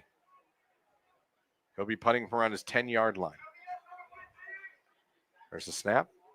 Here comes the punt. Ooh. And Kowski with a decent punt. Going to be fielded by Harding. Oh, he fumbles it, picks it back up, and gets drilled at the 45-yard line. We do have a flag. They ran into the punter. We'll see if it's running into the kicker or roughing as the refs get together to discuss that. It was 4th and 6. Yeah, if it's just running into it, won't be enough for a first down.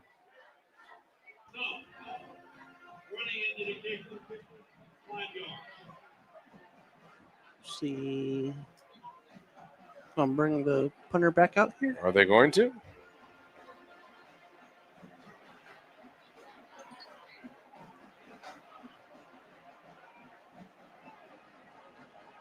Ref explaining some options here. Yeah. See what McKinley wants to do. Oh, he's asking if they can apply it at the end of the return.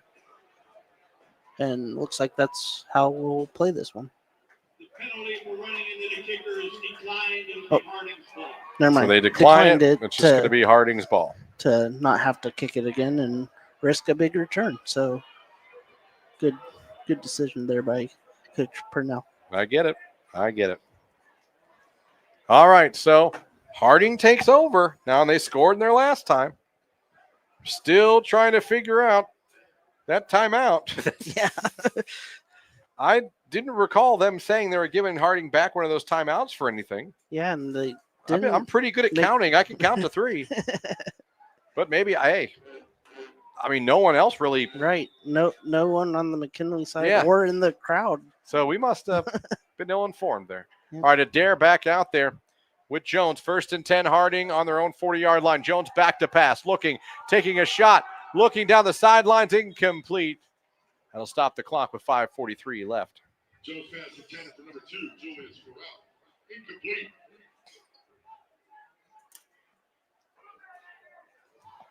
Second down and 10.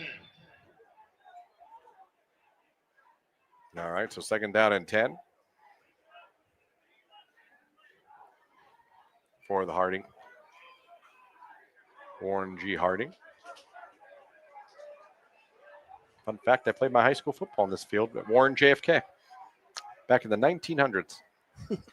Back to passes. Jones looking, taking a shot deep. No one's there. Incomplete. He's pointing something. I don't know if he's saying where he wanted a receiver to be. There was no receiver anywhere around that. Yeah, that was toss it up and hope for the best.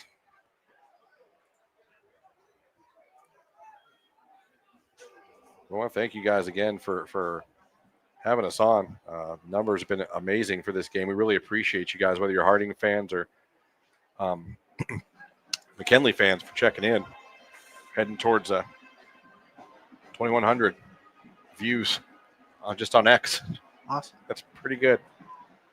Appreciate you guys checking us out. Trying to bring you guys the best high school football and bringing it in interesting ways. Jones back to pass now. Third down, steps up, pressure coming, trying to get away, and he will not. He goes down.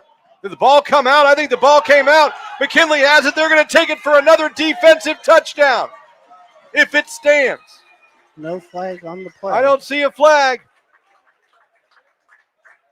Number 8. Is that Christopher Crook again?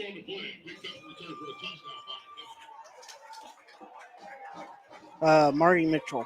Marty Mitchell, that's who it was. So Marty Mitchell took it back for the touchdown, and it's going to count. Another two defensive scores for Warren Harding. And Mankowski will come out to kick this. This game might go till midnight.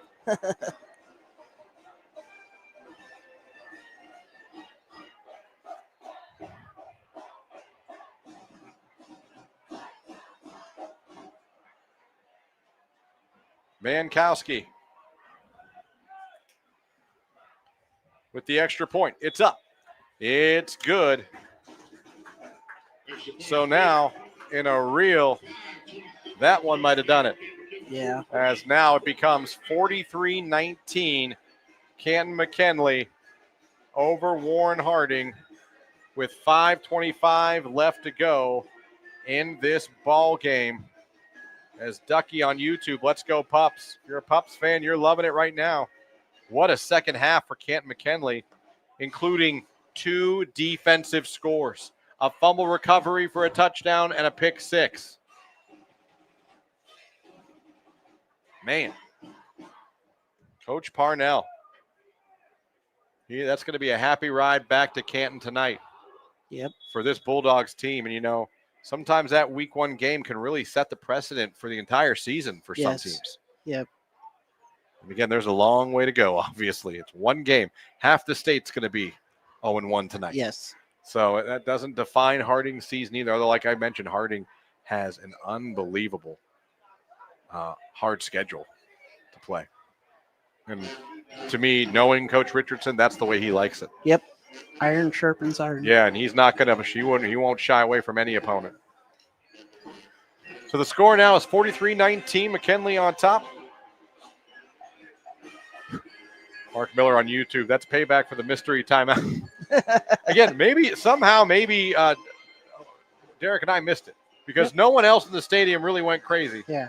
Or they must have been awarded one back. Yeah. Or they took it. Maybe there was an injury. And I don't know. Yeah. So. But I swear even the refs were talking on that field. That one ref looked like he was like, were we right? Mankowski squib kicks it with one of the up men for Harding. Hit immediately at the 45-yard line. I get it. They didn't want to kick it anywhere near a dare. But that'll give Harding good field position with their own 45-yard line here. Ready to go. Rampage on YouTube with the Dogs. 5:18 left. 5:18 left till McKinley goes to 1-0 on the season. Again, Harding will take the road next week. They'll go to Akron-Buchtel, who lost tonight to Hoover. Like I said, Harding, no stranger to Stark and Portage County teams and Summit County teams. You'll hear Harding again. They play Perry this year. They play Massillon this year. So here they come out for this drive. And do we have a new quarterback in for Harding now? I believe we do. That is number 15 for Warren Harding, Amir Cobb, a senior. He's in at quarterback now. Hands it off to the running back, Adair, who takes it over the 50 into McKinley territory. So Amir Cobb, he's a senior. He's listed on here as a tight end and an inside linebacker. He looks like a tight end and linebacker. Yeah. Yeah, on that strip sack, Jones was slow to get up, so Coach Richardson maybe just taking an opportunity not to risk It's it. the game where it is. Yeah. So Jones was a little shaken up. So coming back out here to finish the game for Harding, Amir Cobb into the ball game now.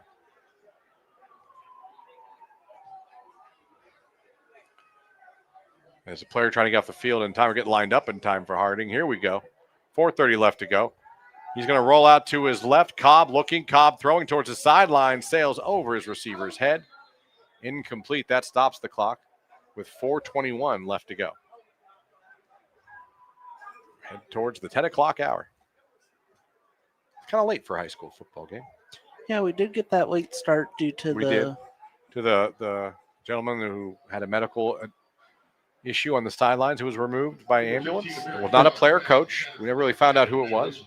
Then we had a little stoppage for the turf. Something was wrong with the turf. Third and 4 for Harding. Thank you for hanging in with us. Yes, we appreciate it. Cobb back to pass again. Cobb throws. That one's complete to around the 45-yard line. Got it to the receiver, Julius Farrell. Another catch for Farrell. Not a bad ball by Amir Cobb there. First down for the Raiders. 4:20 left to go in the ball game.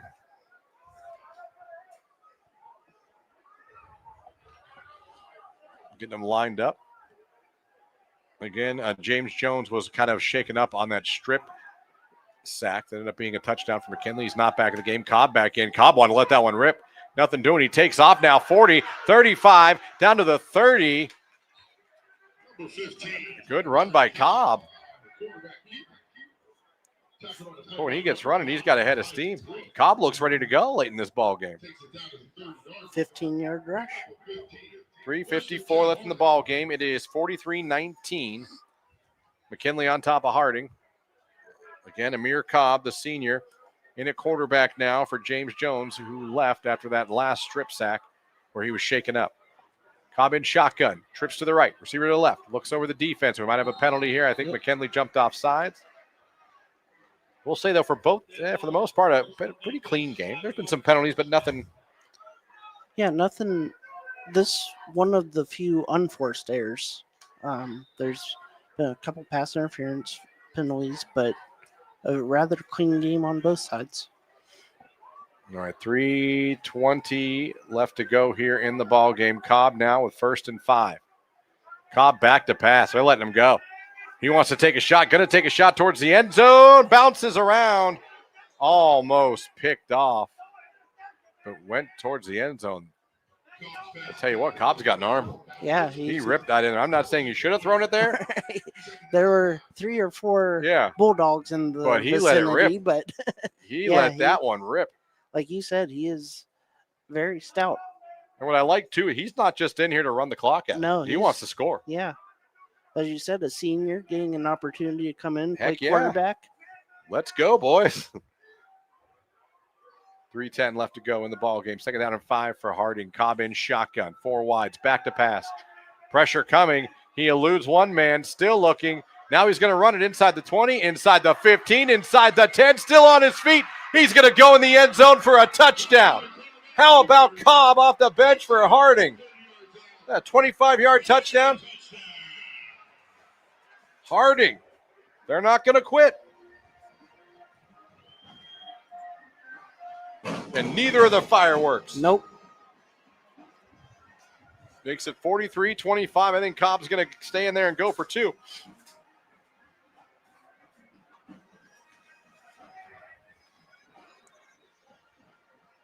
Very nice move there. That was a good run. Oh, they found more fireworks to shoot off. Yeah, we did, didn't we?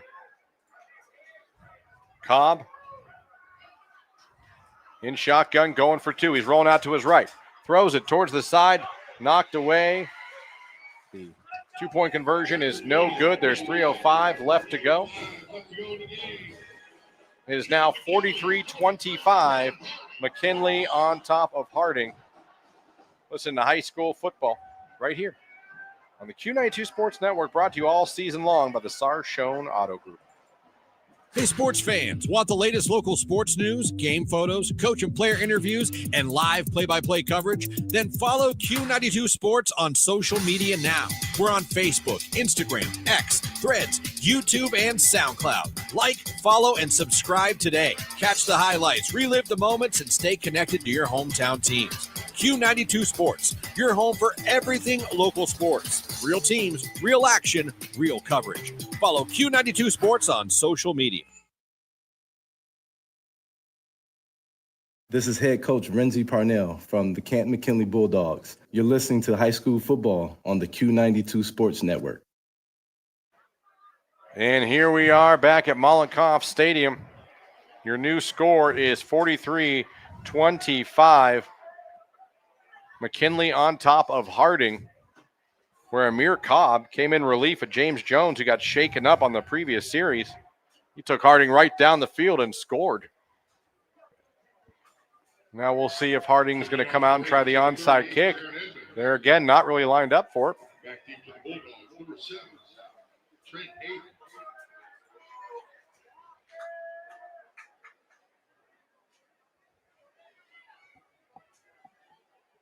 So McKinley, Hayden is the only deep man back there, the quarterback for McKinley. Everybody else, Derek, is up close just in case it's an onside kick, even though they're not really lined up necessarily for one. You got to expect it's coming. Right. Here comes Harding with the attempt.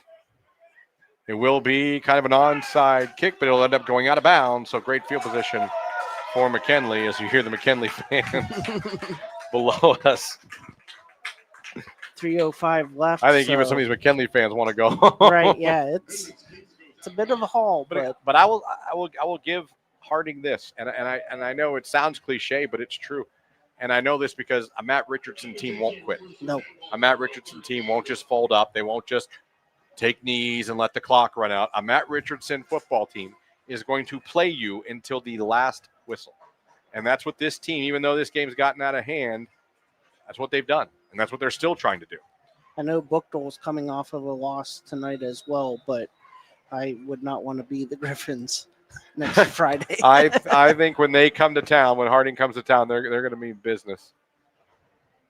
Again, Warren Harding, they lost a lot last year. Mm-hmm. Like I said, their best players at Happy Valley. That should tell you how much talent was on this team. 3:04 left to go. Hayden in shotgun now. 1st and 10, going to turn, hand it off to Culver. Culver takes it up the middle, takes it all the way up to around the 40, maybe the 41-yard line. Nice run on 1st down. That'll get the clock running. We don't believe Harding has any timeouts.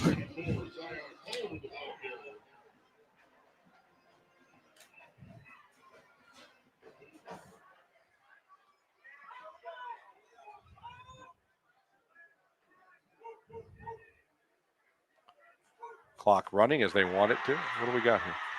No, yeah, clock's running. Yep.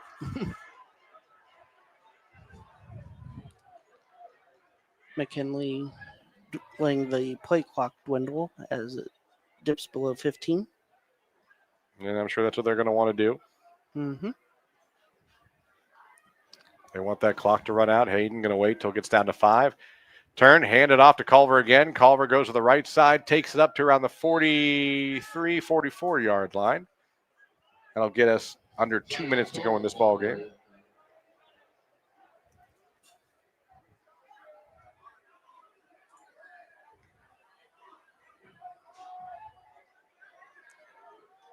And again, Canton McKinley, Coach Parnell, in his first game as head coach at Canton McKinley, going to come on the road to Division II Warren Harding. Going to get a win, and he's going to see some successes on tape with this offense, with this sophomore running back that had an amazing game for this team today in West. A stout defense, a tremendous performance by number 30 linebacker Antonio Stevens, a pick 6, 2 defensive scores. Hand off to Culver again, takes it up near the 45-yard line. He's a defensive-minded coach, and this defense looked legit tonight. Right. Yes. They here in the fourth quarter, maybe some subs coming in. Harding has been able to do a little bit more on offense, but for the first 3 quarters plus, it was all McKinley's defense. 4 trips to the red zone for Warren Harding, and they weren't able to punch it through on any of those initial attempts. It all ended in field goals. Here, 4th and 1, we got the punt team making their way onto the field for McKinley as the clock dips below 40 seconds. 40 seconds left. They're going to punt it here. McKinley is going to improve to 1-0. Improve. They're going to start 1-0 on the season. Mankowski to punt it away. Harding going to fall to 0-1 on the season. What do we have here? A stoppage of clock. Why? It's either a delay a game or I think Coach Purnell got a timeout just to – they let the play clock They run. want to run as much Yep. clock as they could. They got it down to 24 seconds. We'll come back with a short post-game show. We'll give you the scores around the area, a quick look at the stats before we get you out of here. Again, whether you guys checked us out on Q92 Sports X page, which the numbers are incredible for, thank you. Whether you were checking us out on Q92's YouTube page, whether you were checking us out on the Q92 Sports Facebook page, thank you so much. We hope to bring you football games like this all season long. We're looking forward to it, and we hope you guys are too. 7 games every single Friday night here on the Q92 Sports Network. It goes fast, too. It does. I see a final. I see Marlington. Coach Cardinal gets the win over Warrensville Heights, 19-8. So congratulations to the Dukes, 1-0 on the season. Started a freshman quarterback tonight. Freshman quarterback in there. We know last year Marlington was probably the most injury-plagued team I've seen in years. Yes. Every time we showed up, they were down 3 more starters. Right. All right, here, McKinley on the punt.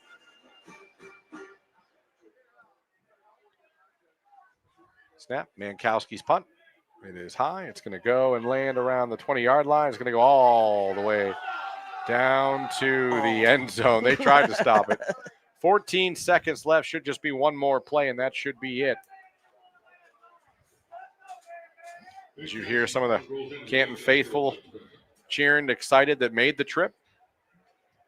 It's a good hour trip. Mm-hmm. Final for Massillon, Glenville 32, Massillon 27. So Glenville got the win at Paul Brown Stadium. That's a big win for Glenville, and it sounds like it was a great game too.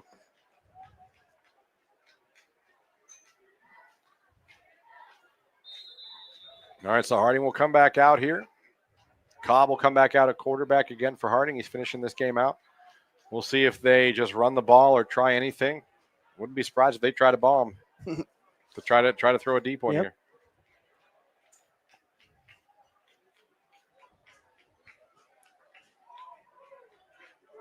All right, Harding, I think, has the play in. What's going on here? And then just to delay a game, Harding just stood there and let the play clock run down. I got to work Monday, Derek. Yeah. I don't remember where I live anymore.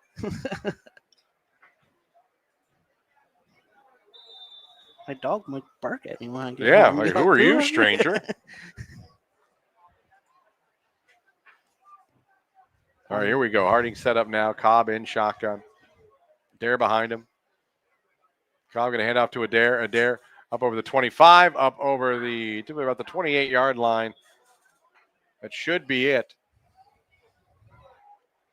And it looks like it will be, as now the teams are lining up for the shaking of the hands. So there you go. That is going to do it. It is official. The Coach Parnell era at Canton McKinley begins with a win. Canton McKinley beats Warren Harding by a score of 43-25. Canton McKinley goes to 1-0 on the season. Warren Harding drops to 0-1 on the season. And what was an interesting game, so close into the third quarter, but then Derek McKinley turned it on, and they did it a multitude of ways, not just with the offense, but the defense chipping in with 2 scores. Yeah, they not only, like you said, did the defense keep the Raiders out of the end zone on a couple different earlier trips to the red zone, but in the second half, a pick six, and then the final nail in the coffin, the scoop and score.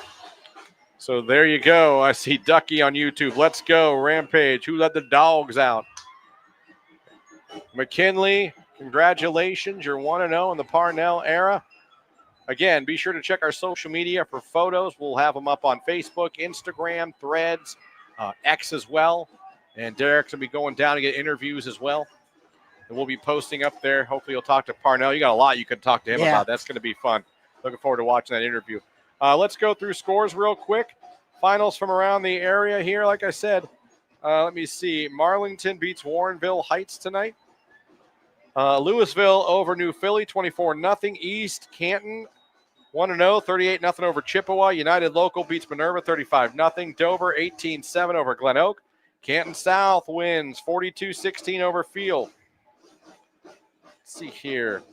The Lake Blue Streaks, 49-13 over South Range. Jackson, 35-13 over Chardon. Glenville goes to Paul Brown Stadium and beats Massillon, 33-27. Hoover beats Bookdale 30-0. Smithville beats Tuslaw 3-0. The final score, but the Smithies win again. And that's some look at scores from around the area. Now, Derek, I'll turn it over to you for some final stats from this ball game. Yeah, for the victorious Canton McKinley Bulldogs, Trent Hayden on the night, 8 of 11 through the air, 109 yards, 2 touchdown passes. There was a 24-yarder to Darius Hill and a 36-yarder to Elijah Finn. On the ground for the Bulldogs, it was Kylan West. He ended the night with 18 rushes, 185 yards, and 1 touchdown. Looking over at the Raiders, James Jones was 10 of 22 for 91 yards. Did have a touchdown pass to Farrell of 18 yards, and leading rusher for the Raiders was Cobb with 40 yards on 2 rushes with a 25-yarder for a touchdown. So there's your final stats. So what are your thoughts on McKinley, Derek, after seeing him for the first time in the Coach Parnell era? I realize it's one game, right? 1 of 10. But what I saw, I thought was well coached, well prepared. They knew what Harding did. They knew what they had to do to stop it. And never really flinching, even when they made a couple turnovers. I'll have to work on that. Yeah. But all in all, I was impressed with what I saw from the first edition of the Parnell Canton McKinley Bulldogs. All 3 phases tonight. Special teams, a few big stops on some big returns. Defense, forcing turnovers, scoring on those turnovers. Offense, some big plays on the run game. And then in the second half, Trent Hayden really turned it on. 6 of 7 through the air, had those 2 touchdowns.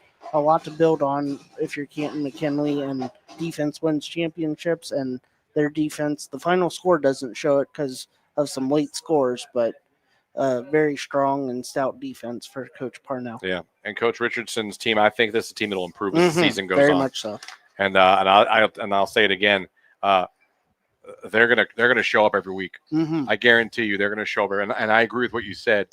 Bookdale, I would buckle up. I think you're gonna have an angry Warren Harding team coming to town next week. Thank you guys so much. Listen, we have to thank our sponsors as well. We got to think, without those advertisers, without those commercials that you guys hear during these games, we can't bring you these games. And these businesses choose to advertise because they support high school sports, and a lot of them in particular, obviously with us being a Canton radio station, they support Canton McKinley in particular. So please think about those businesses that you hear during these broadcasts if you're a Canton McKinley fan, because those are some businesses that literally wanted to advertise with Canton McKinley. Yes. So think about that if you need any of their services. We thank them. We thank you guys, whether you were a Harding fan or a McKinley fan. Thank you for choosing to take some time, listen to this ball game. We hope we did it justice for you. And we're just underway, man. Week 1 of the high school football season's over, and we'll be back next week with another broadcast. One more time from Mollenkoff Stadium, Coach Parnell gets his first win as head coach of the Canton McKinley Bulldogs. They come to Warren, and they beat Harding 43-25. This has been a broadcast of high school football brought to you by the Sarshone Auto Group. Thank you guys so much. Have a great night, a great weekend, and we will check in with you guys again next week. Have a great night, everybody.